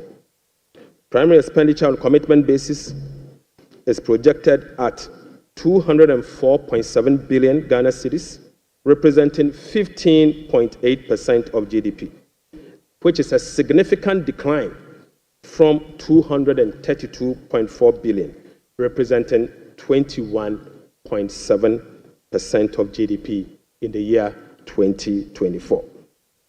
Mr. Speaker, based on the resource allocation from 2025 fiscal year, the total appropriations for the year ending 31st December 2025 is 290,971,212,435 billion Ghana cedis. Mr. Speaker, budget financing. Right Honourable Speaker, based on the estimate for total revenue and grant and total expenditure, the projected overall balance on commitment basis is a deficit of 43.8 billion Ghana cedis, equivalent to 3.1% of GDP. The corresponding primary balance on commitment basis is a surplus of 20.3 billion Ghana cedis, equivalent to 1.5% of GDP. On cash basis, Mr. Speaker, overall balance is a deficit of 56.9 billion Ghana cedis, equivalent to 4.1% of GDP. The corresponding primary balance on cash basis is again a surplus of 7.3 billion, equivalent to 0.5% of GDP. Right, Honorable Speaker, the cash deficit of 56.9 billion is expected to be financed from both foreign and domestic sources. The total foreign net financing will amount to 21.4 billion Ghana cedis. Foreign financing will include a provision for financing from IMF ECF program disbursed of 720 billion Ghana cedis and the World Bank Development Policy operations of 600 million Ghana cedis. The residual net domestic financing will amount to 36.9 billion, representing 65% of total financing for 2025. This is expected to be sourced from the issuance of debt at the short end of the domestic market and opening of the domestic market. Mr. Speaker, the government will take steps to reopen the domestic bond market to extend the maturity profile. The reopening will be executed cautiously to establish large-size benchmark bonds that will enhance market liquidity.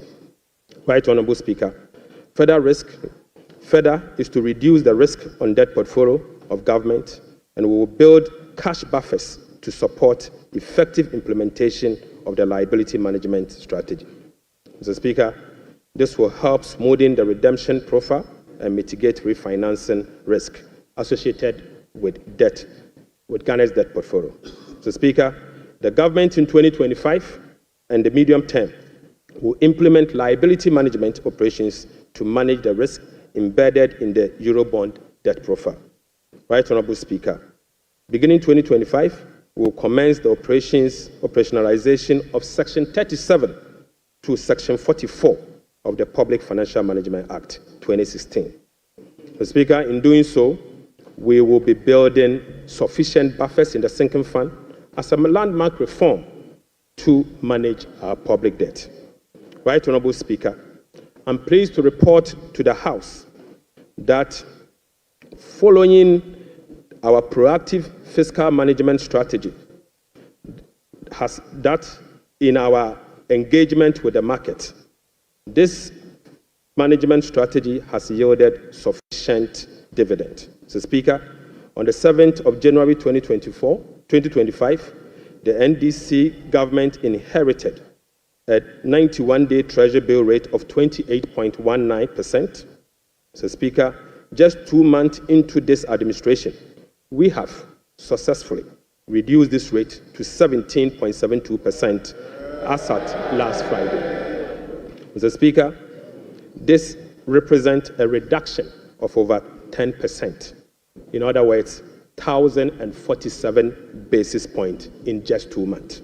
Mr. Speaker, similarly, on the 7th January 2024, we inherited a 182-day Treasury bill rate at 28.92%. We have again successfully reduced that rate to 18.97% as at Friday, 7th March 2025. This represents a reduction of 995 basis points in only 2 months. The Speaker, again, on the 7th of January 2025, we inherited a 364-day Treasury bill rate of 30.15%. We have successfully reduced this rate to 19.93% as at Friday, 7th March 2025. Mr. Speaker, this represents a reduction of 1,022 basis points in just 2 months. Mr. Speaker, on average, rates have fallen by over 1,000 basis points, signifying a strong investor confidence, crowding in the private sector, reducing the cost of doing business, and overall acceptance of economic policies of President John Dramani Mahama, ultimately laying the groundwork for sustained macroeconomic stability. It has been done already. Mr. Speaker, Right Honorable Speaker, the key policy intervention to support economic transformation and job creation agenda include the following. Mr. Speaker, the 24-hour economy aimed at stimulating economic growth by creating an enabling environment for businesses and institutions to operate 24/7 in 3 shifts of 8 hours each to boost production, promote productivity, and generate well-paying jobs. We will be presenting the policy to Parliament in due course for consideration. Accordingly, Mr. Speaker, the Labour Act, the GIPC Act, and other enabling legislations will be reviewed to support the 24-hour economy policy. Right Honourable Speaker, we'll roll out the implementation of the $10 billion Big Push policy for strategic infrastructure development to open up the country and drive sustainable economic growth. Right Honourable Speaker, the Ghana Gold Board will be established in the course of the year and as soon as possible. So, Speaker, we will stabilize the Ghana cedi and provide stability to the macroeconomy. We will implement an economic transformational agenda underpinned by structural reforms anchored on promoting modernized agriculture, agribusiness, and value addition for import substitution, export, and job creation. Mr. Speaker, we will complement monetary policy with fiscal and real sector policies to reduce inflation. Food inflation will be reduced through the implementation of the Agriculture for Economic Transformation agenda anchored on our 24-hour economy. Right Honourable Speaker, we will undertake key structural reforms to support inclusive economic growth, fiscal and debt sustainability, sound public financial management, efficient public service delivery, and good governance. The Speaker will restructure the Bank of Ghana to strengthen its independence and operationalize its efficiency mandate. So, Speaker, we will ensure that social protection is adequately catered for in the course of the year.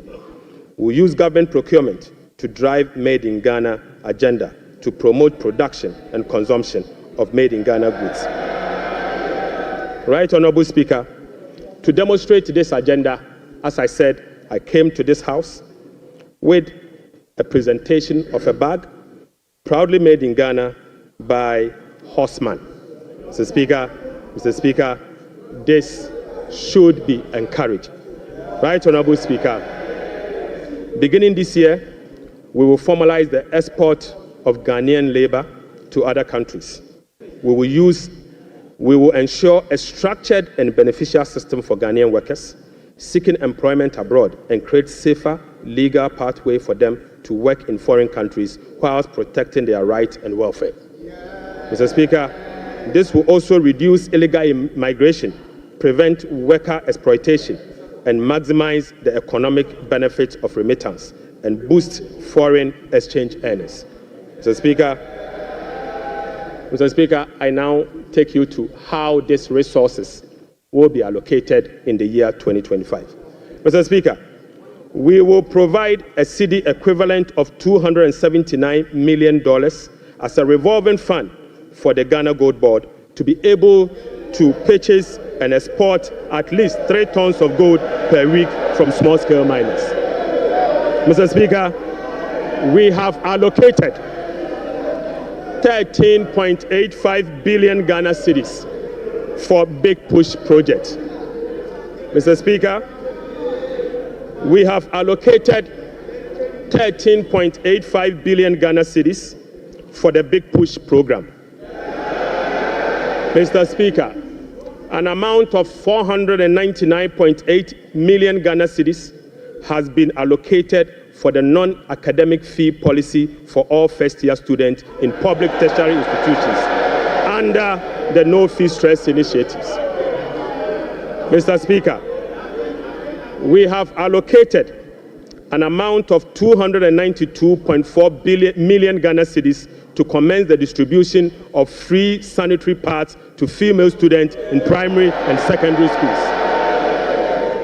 Mr. Speaker, we have allocated again an amount of 242.5 million Ghana cedis to support the victim of Akosombo Dam spillage. Right Honourable Speaker, we have also allocated an amount of 200 million Ghana cedis to support the victim of tidal wave disaster that recently displaced residents of the resident in certain part of K2 South constituency. Mr. Speaker, the overarching concern, about free secondary education has been its quality and the absence of dedicated sources of financing. His Excellency President John Dramani Mahama has resolved it. Mr. Speaker, let me take this again. The overarching concern about free secondary education has been its quality and the absence of a dedicated sources of funding. His Excellency President John Dramani Mahama has resolved the funding challenges by uncapping the GET fund. Mr. Speaker, this makes available dedicated funding for full financing of free senior secondary school education and free tertiary education for persons with disability. Mr. Speaker, therefore, Capping and Realignment Act will be amended to uncap the Ghana Education Trust Fund. Mr. Speaker, this year, the budget for free senior secondary school education program is 3.5 billion Ghana cedis. By uncapping the GET fund, we will be making available an additional 4.1 billion Ghana cedis, specifically for financing free secondary education program and other related expenditures.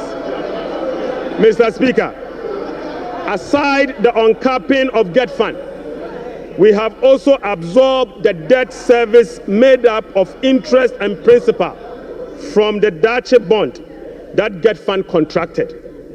Right, Honorable Speaker, we have also allocated an amount of 564.6 million Ghana cedis for the provision of curriculum-based textbooks covering the following. 1, 4 sets of KG books and workbooks for about 2.8 million learners. Mr. Speaker, we have also provided for 4 sets of primary textbooks for about 800,000 learners. So, Speaker, we have also provided for 9 sets of SHS textbooks for about 540,000 learners. Right, Honorable Speaker, under the school feeding program, budgetary provision has been increased from the 1.3 billion Ghana cedis last year to 1.78 billion Ghana cedis. Mr. Speaker, representing a 33% increase. The allocation for 2025 reflects an increase in feeding costs per meal, per child, from the 1 cedi 50 pesos to 2 cedis, representing 33.3%. Mr. Speaker, the government has also allocated 145.5 million Ghana cedis to the capitation grant, up from 84 million Ghana cedis in 2024. This is an increase of 73.4% over the previous year. Mr. Speaker, we have also allocated 203 million Ghana cedis for the payment of teacher training allowances and another 480 million Ghana cedis to nursing training allowances. Mr. Speaker,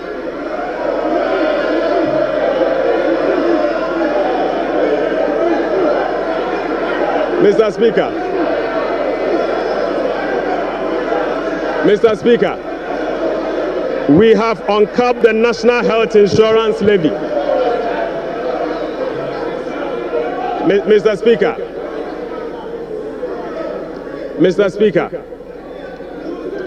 we have uncapped the National Health Insurance Levy. An amount of about 10 billion Ghana cedis has been programmed for the National Health Insurance Scheme. And this amount is expected to be used for the following: claim payments, essential medicine, vaccine payment, free primary health care, the Ghana Medical Care Trust, Mr. Speaker, and bridging the USAID financing shortfall. Mr. Speaker, in the year 2025, government will continue to implement reforms and increase budgetary allocation to enhance the implementation of 4 targeted social protection programs, namely National Health Insurance, the LEAP program, the school feeding program, and the capitation grant.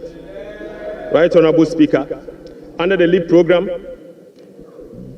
beneficiaries will be increased from the current 350,000 to 400,000 beginning July 2025. The allocation of 728.8 million Ghana cedis for last year has been increased to 953.5 million Ghana cedis in the year 2025. So, Speaker, we have also uncapped the road fund. An amount of 2.81 billion Ghana cedis has been programmed for the Ghana Road Fund to be used solely for road maintenance. This represents an increase of 155% over the 2024 allocation of 1.1 billion Ghana cedis. 1.1 billion Ghana cedis. Mr. Speaker, we have also allocated an amount of 7.5 billion Ghana cedis to the District Assembly Common Fund. In accordance with our decentralization policy, we propose to Parliament that a minimum of 80% of the funds allocated to the District Assembly Common Fund should be sent directly to the district assemblies to spur economic growth and at the district level to deepen decentralization. Right, Honorable Speaker, I repeat, we have allocated an amount of 7.5 billion Ghana cedis to the district assemblies common fund. Mr. Speaker, in accordance with our decentralization policy and objective, we propose to Parliament that a minimum of 80% of the funds should be sent directly to the district assemblies to spur economic growth at the district level and deepen decentralization. Mr. Speaker, it is worth noting that in a stark contrast to what has happened recently at the District Assembly Common Fund, where only 50% of the released amount are sent to the District Assembly for the purposes of running the assemblies. Mr. Speaker, we have also allocated an amount of 1.5 billion Ghana cedis for agriculture for economic transformational program, of which Feed Ghana, Ghana Grains Development Project, Vegetable Development Project, and Nkoko Nketenkete are all key components of the program.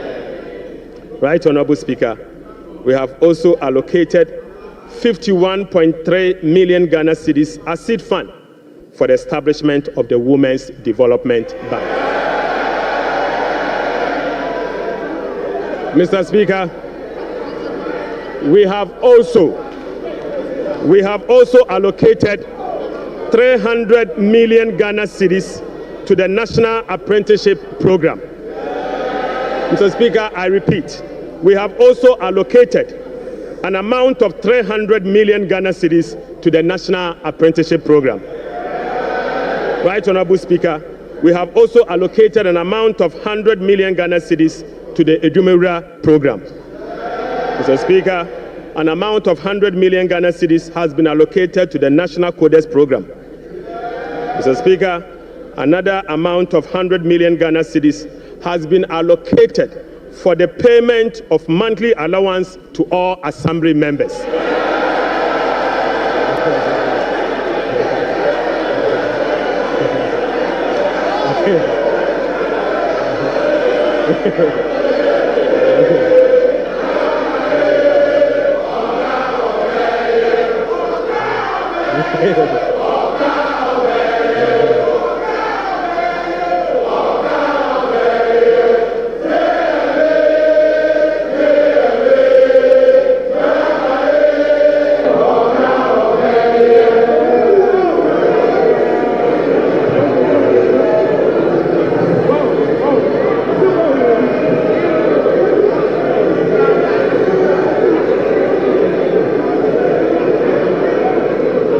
Mr. Speaker, Right Honorable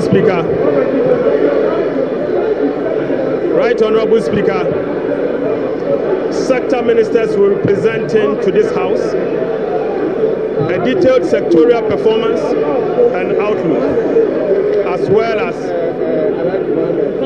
Mr. Speaker, sector ministers will be presenting to this House a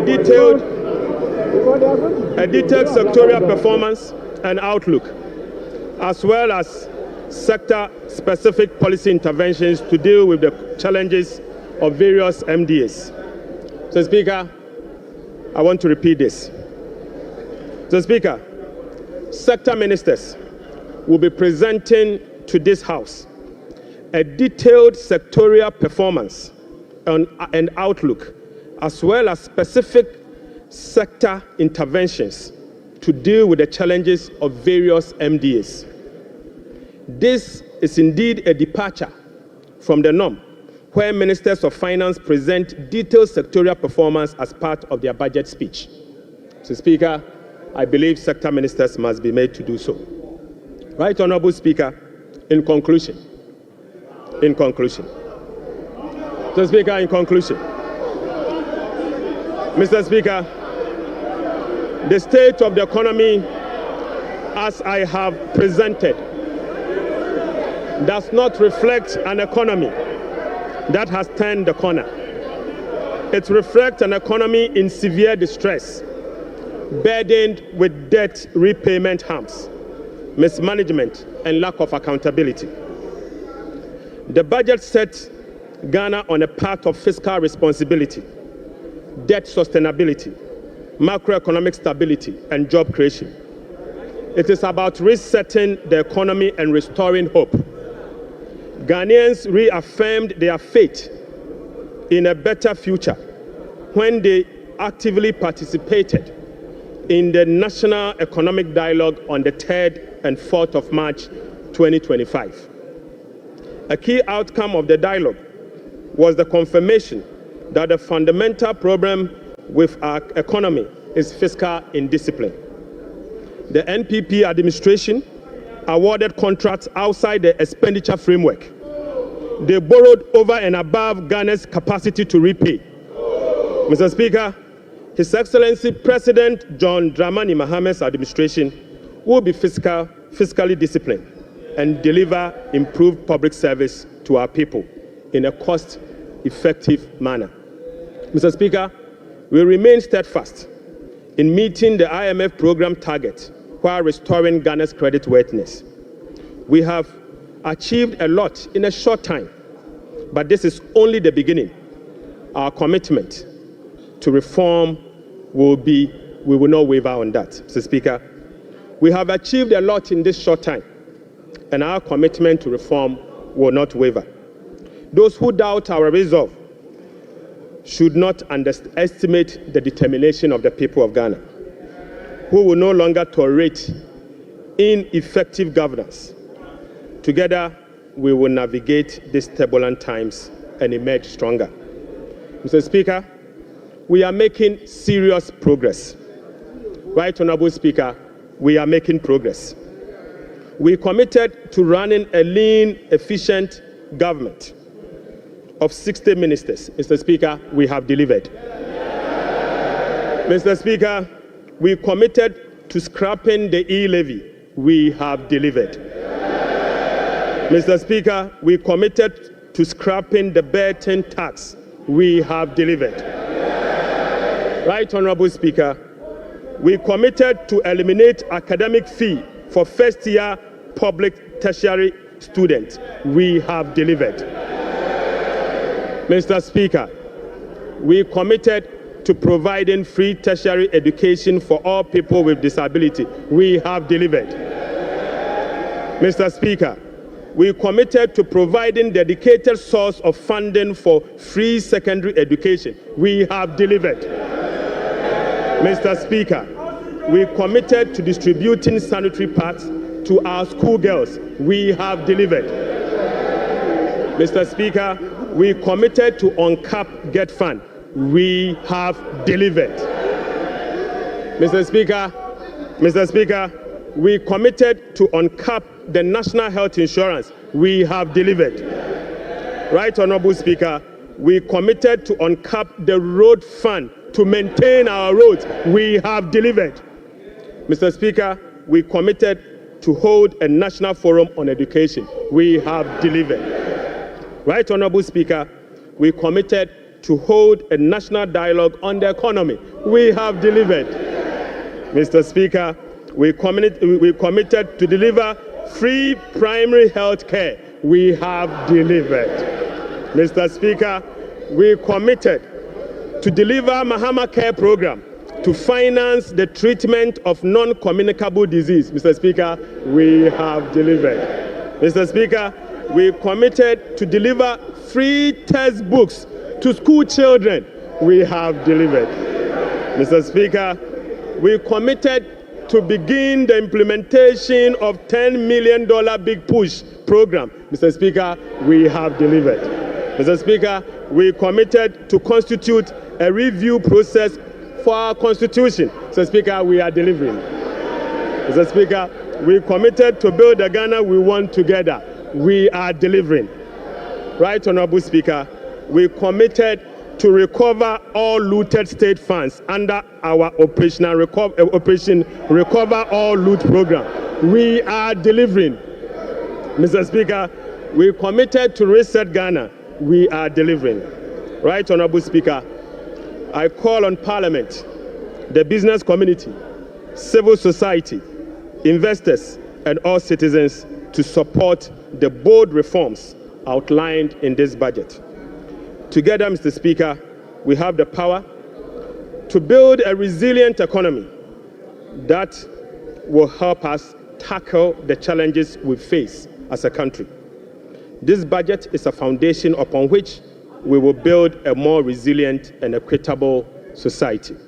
Mr. Speaker, this budget is not just about numbers. It is about a blueprint for growth, stability, and opportunity. With unity and determination, we can restore faith in our economy, foster innovation, and uplift every Ghanaian. Mr. Speaker, with unity and determination, I repeat, we can restore faith in our economy, foster innovation, and uplift every Ghanaian. Right, Honorable Speaker, on behalf of His Excellency the President, I invite this House to join hands with us as we work to build the Ghana we want together. Mr. Speaker, I thank you so much. E-Levy keke.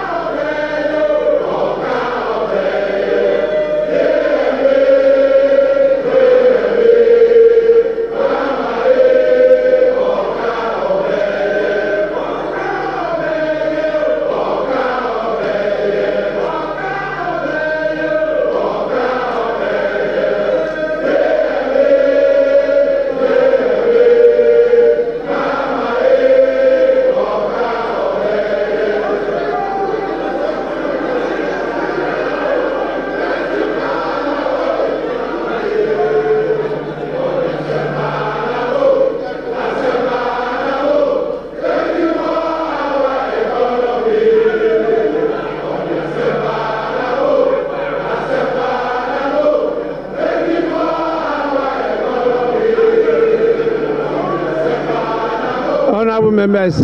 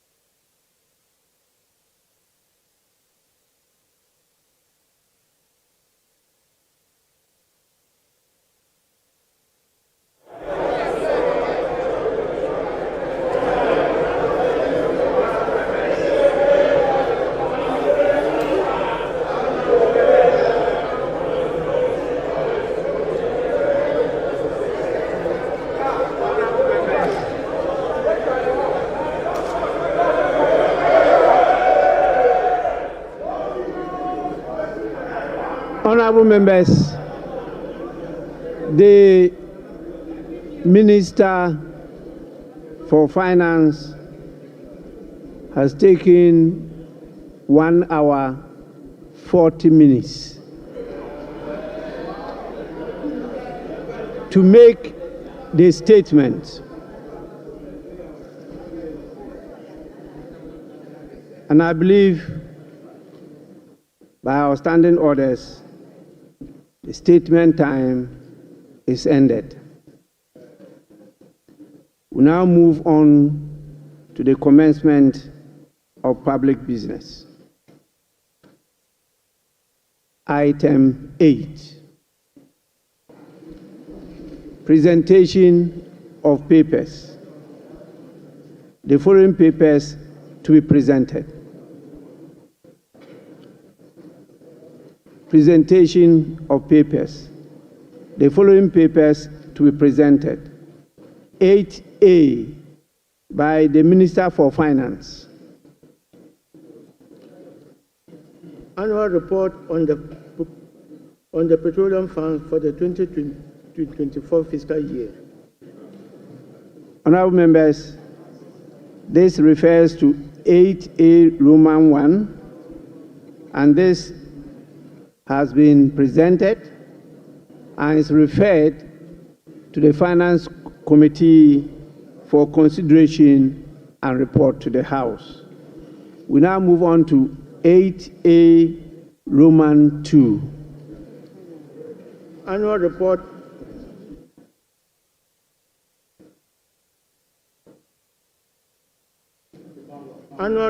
on the collection and utilization of the African Union Import Levy for the 2024 fiscal year.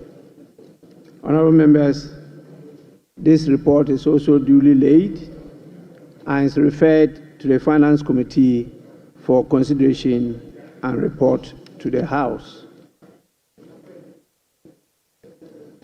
I would now want to hear from the leaders.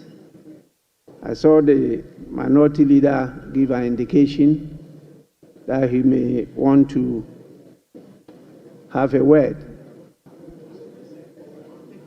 Yes.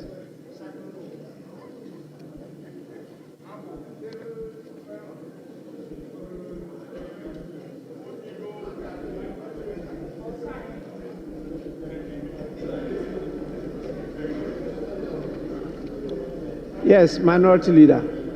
Mr. Speaker, this afternoon we have been presented with part 2 of the lamentation series. The part 1, Mr. Speaker, the part 1 was Mahamanomics.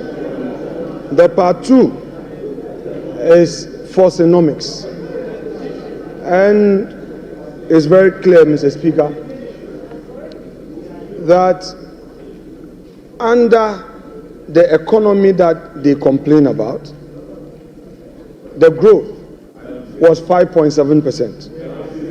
And under the research economy, the growth is rather going down. You are projecting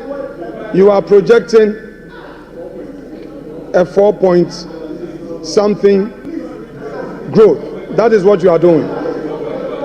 Mr. Speaker, the economy that they complain about left us with 4 months of import cover, and they are projecting under reset 3 months. Mr. Speaker, these are the very people who managed the economy up to 2016 and left us with some IPP debts. Today they are telling us that they are coming to renegotiate the very disaster they left us. Mr. Speaker, Honorable Minority Leader, Honorable Minority Mr. Leader. Speaker, we are not debating today. We are giving an indication. Honorable Minority Leader, please be guided by Order 91. Mr. Speaker, exactly so. Very, very guided by that. Mr. Speaker, I may read Order 91. Your statement was that you are not debating today. Oh, Mr. Speaker, we are not making comment on it. We are not going to make comment today. 91, Mr. Speaker, when he makes a statement, we are supposed to comment on it. Yes. Yes, so I'm saying that we are not going to engineer the comment today. Because, Mr. Speaker, they are not ready. We are ready, but we think they are not ready. Minority so I'm Leader. only going to give an indication. Mr. Speaker, let the Minority Leader enjoy his bona fides for this minute. Just relax, Mr. Speaker. I only want to draw your attention to the fact that you can only make comments. Very well. And the comments not more than 5 minutes. Mr. Speaker,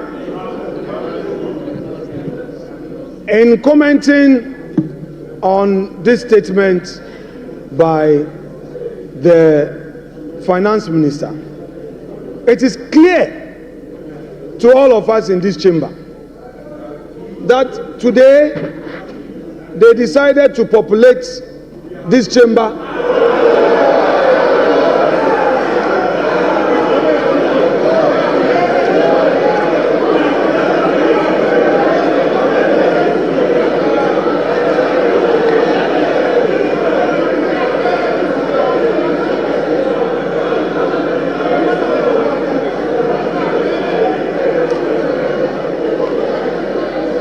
Mr. Speaker, they populated this chamber with their members only to come. Honorable Minority Leader. Yeah, Mr. Speaker. The Minister for Finance did not talk about the population of the chamber. So that is not part of the statement of the Minister. Please.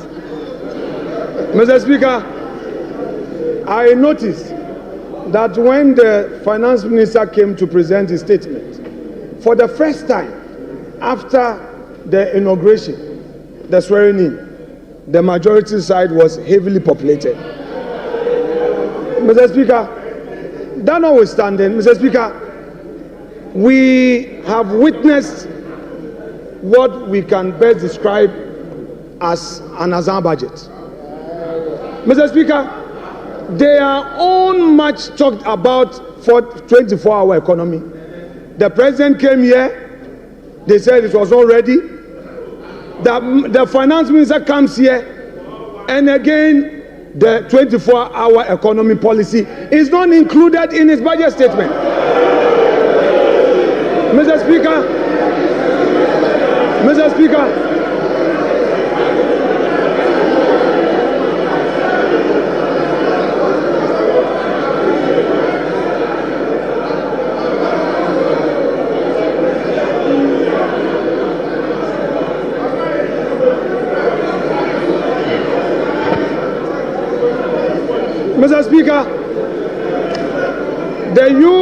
the youth of this country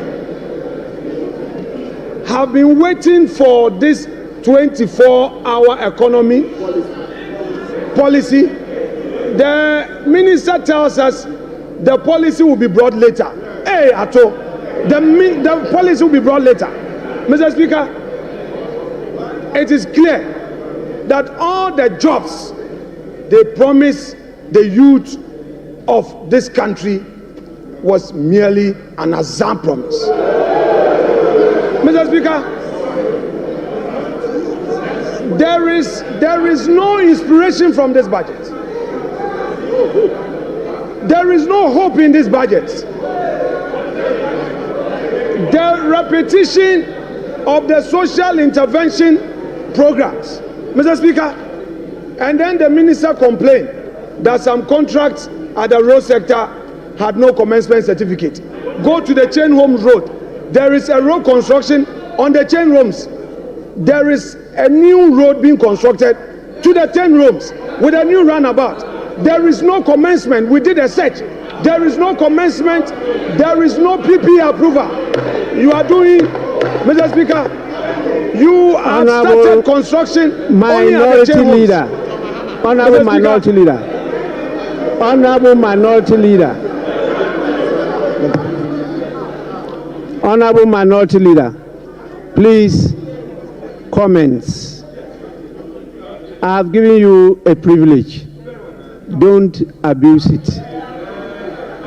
Mr. Speaker, I shall conclude my comments by saying that whereas the Minister of Finance told us that there will be heavy sanctions against all those who go contrary to the PFM Act, under his own administration, the Chain Homes Road is being constructed now. A new runabout is being constructed. Meanwhile, there is no commencement certificate. Meanwhile, there is no PP approval. Mr. Speaker, the sanctions must start with his own ministers. Mr. Speaker, we are ready for our comments. We know they are not ready, but if the minister is going to stay, Mr. Speaker, let us start the comments on this budget statement here and now, because this Azam budget, we cannot allow it to get onto the shelves for Ghanaians to think that there is any hope. Mr. Speaker, there is going to be comment to expose them. Thank you very much.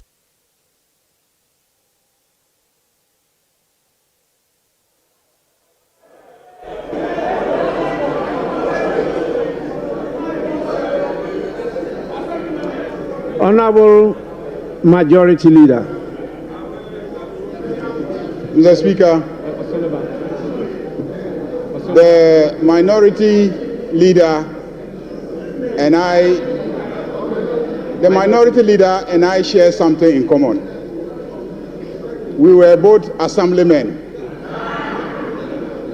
And when the Minister of Finance made the unprecedented announcement of a gargantuan sum of money for assemblymen, I saw the gleeful smile on his face.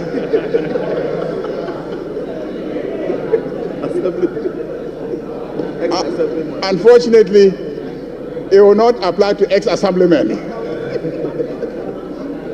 Mr. Speaker, this clearly is a budget of a government and a party that keeps its promises. Almost every promise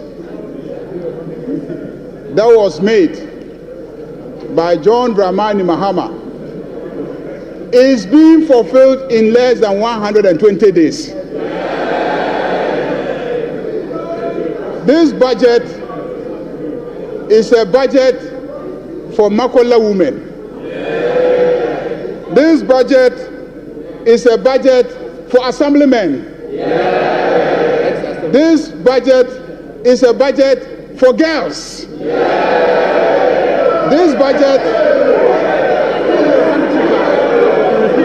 sanitary pads, students, girls, students, sanitary pads,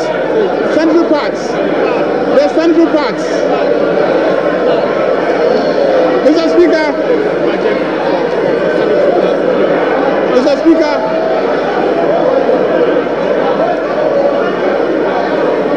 Mr.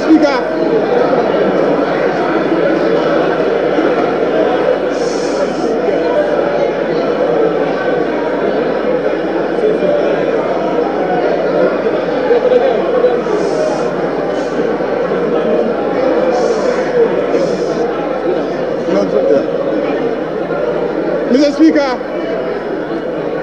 Mr. Speaker, it seems to me that the men on this side have started using sanitary pads. Because the sanitary pads is for the female students. That's why I said girls. Mr. Speaker, this is a budget for school children. They will now get the set of textbooks that they need to study. And peace of mind. Mr. Speaker, this is a budget that delivers solid reforms. And this is a budget that is moving our growth from Galamsey growth to real growth. Mr. Speaker, by the time we finish implementing this budget, and by the time we finish implementing the three that will come after this one, Osunu Baya Nkitikiti. Osunu Baya Nkitikiti. Osunu Nkitikiti. To wit, Mr. Speaker, the elephant will become small. Osunu Baya Kitikiti. Majority Leader. Majority Leader, the Minister for Finance did not talk about Osunu. So, Osunu is not part of the statement. Please. Speaker was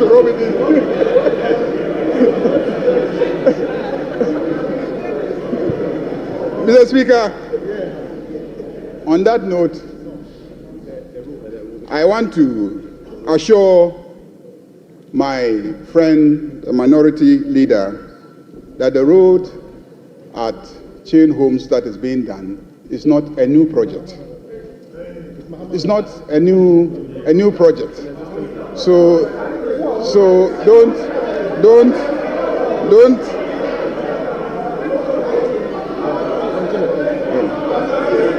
There's something else you want me to add.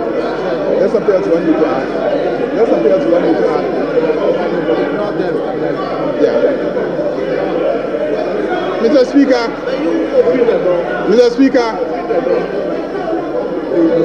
this is a budget that gives hope to Ghanaians.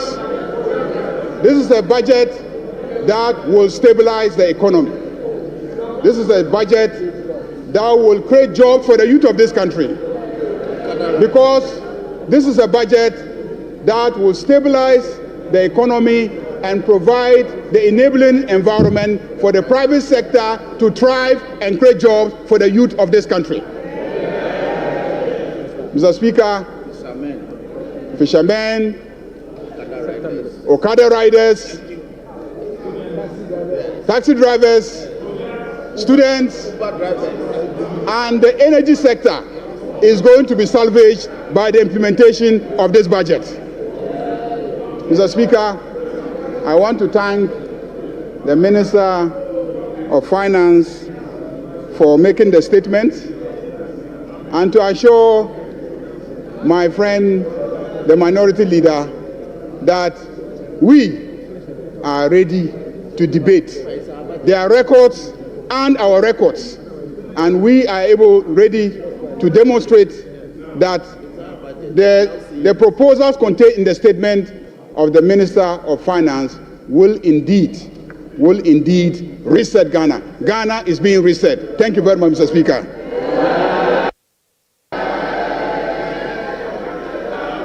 Honorable members, as I stated earlier on, this statement is not to be debated. you are to make comments on the statement.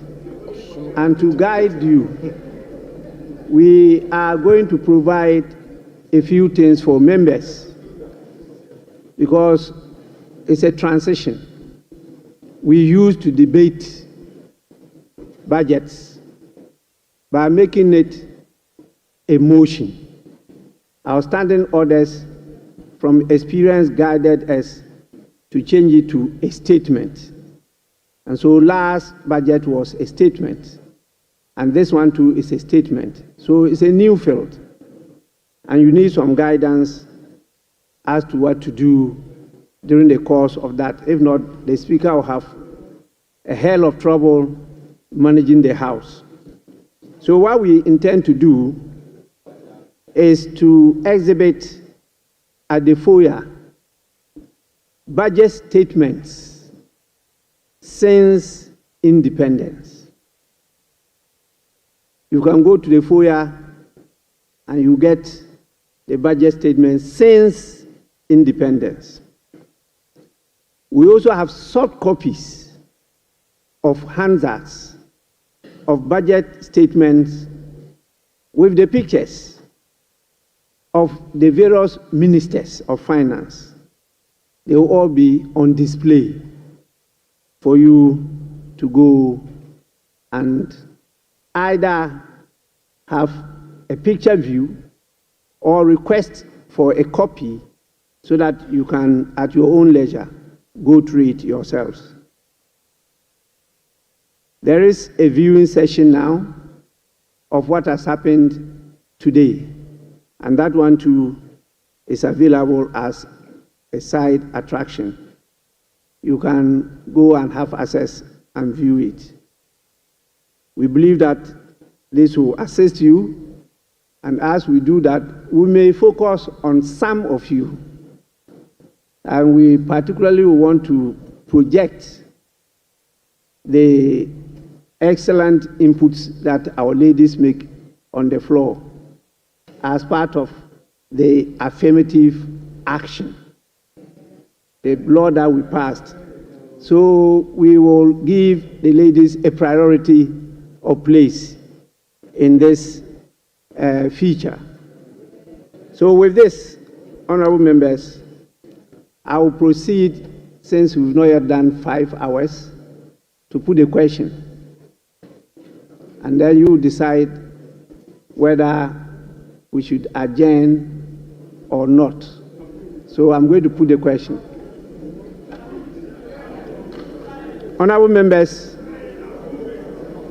I will allow the leaders to move the motion. So I will call on the minority leader. The minority leader wants to move the motion for adjournment. Speaker, thank you. Mr. Speaker, I believe that since 7th January, this is the first time the majority is entering this in full. So we can do some 2 more hours of comment before we move the motion. Since 7th January, this is the first time. So, Mr. Speaker, let's give them the opportunity to comment, especially those who are not regular in this chamber. So, once we are done, we can then move the motion to adjourn the House. Mr. Speaker, that is my humble prayer. I don't know whether they would agree, but if they are in a hurry to go back home, Mr. Speaker, I would therefore move that this House be adjourned to enable them go back home.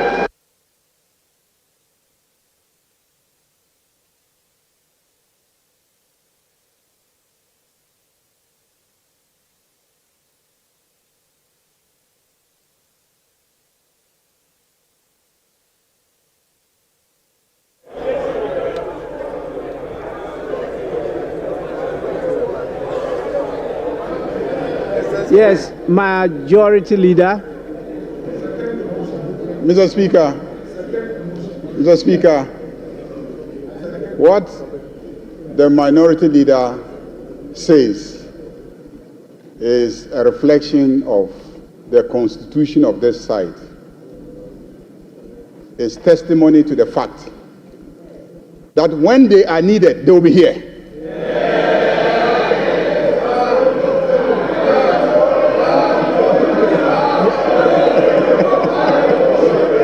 When they are needed, they will be here.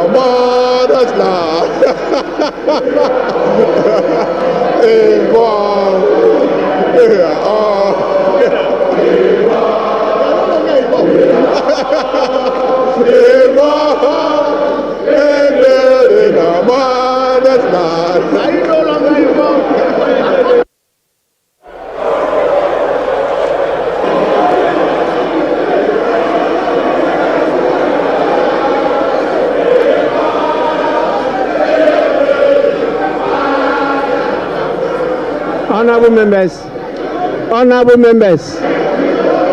Mr. Speaker.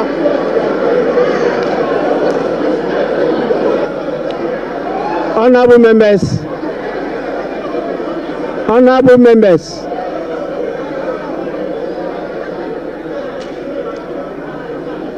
Honorable members.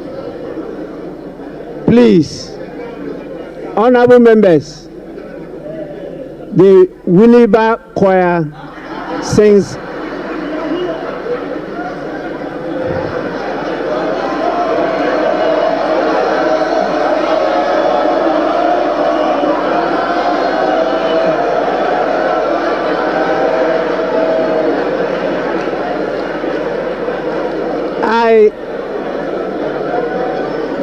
I want to repeat. I want to repeat it. I'm sure you didn't hear what I was trying to say. The Winneba Choir sings better than you all. Majority Leader, you may now go on. Mr. Speaker, it is obvious that the minority have withdrawn from participating in the involvement in the development of this country. They started it and then they got the response. Mr. Speaker, on that note, I second the motion for adjournment.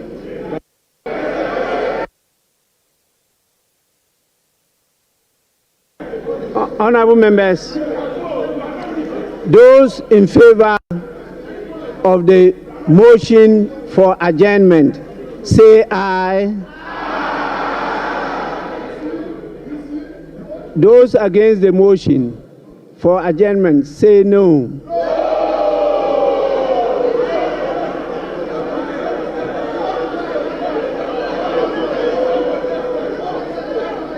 Majority Leader, yes. Mr. Speaker, there's rebellion on this side of the House because their leader moved the motion and they are rebelling against their leader. Leader, put your house in order. Honorable Majority Leader. Watch your back. Please. That is democracy. They are entitled to disagree, even with their leader. But yes, Minority Leader. Mr. Speaker, I have a very peaceful caucus. Mr. Speaker, I moved the motion for adjournment for the benefit of the majority. I said to enable them go home and rest. But we are ready to work. So they are right. Lani has seconded, meaning that his people are tired. Honorable members, the ayes have it. The motion is adopted. This House stands adjourned to tomorrow at 10 in the forenoon. The House is adjourned.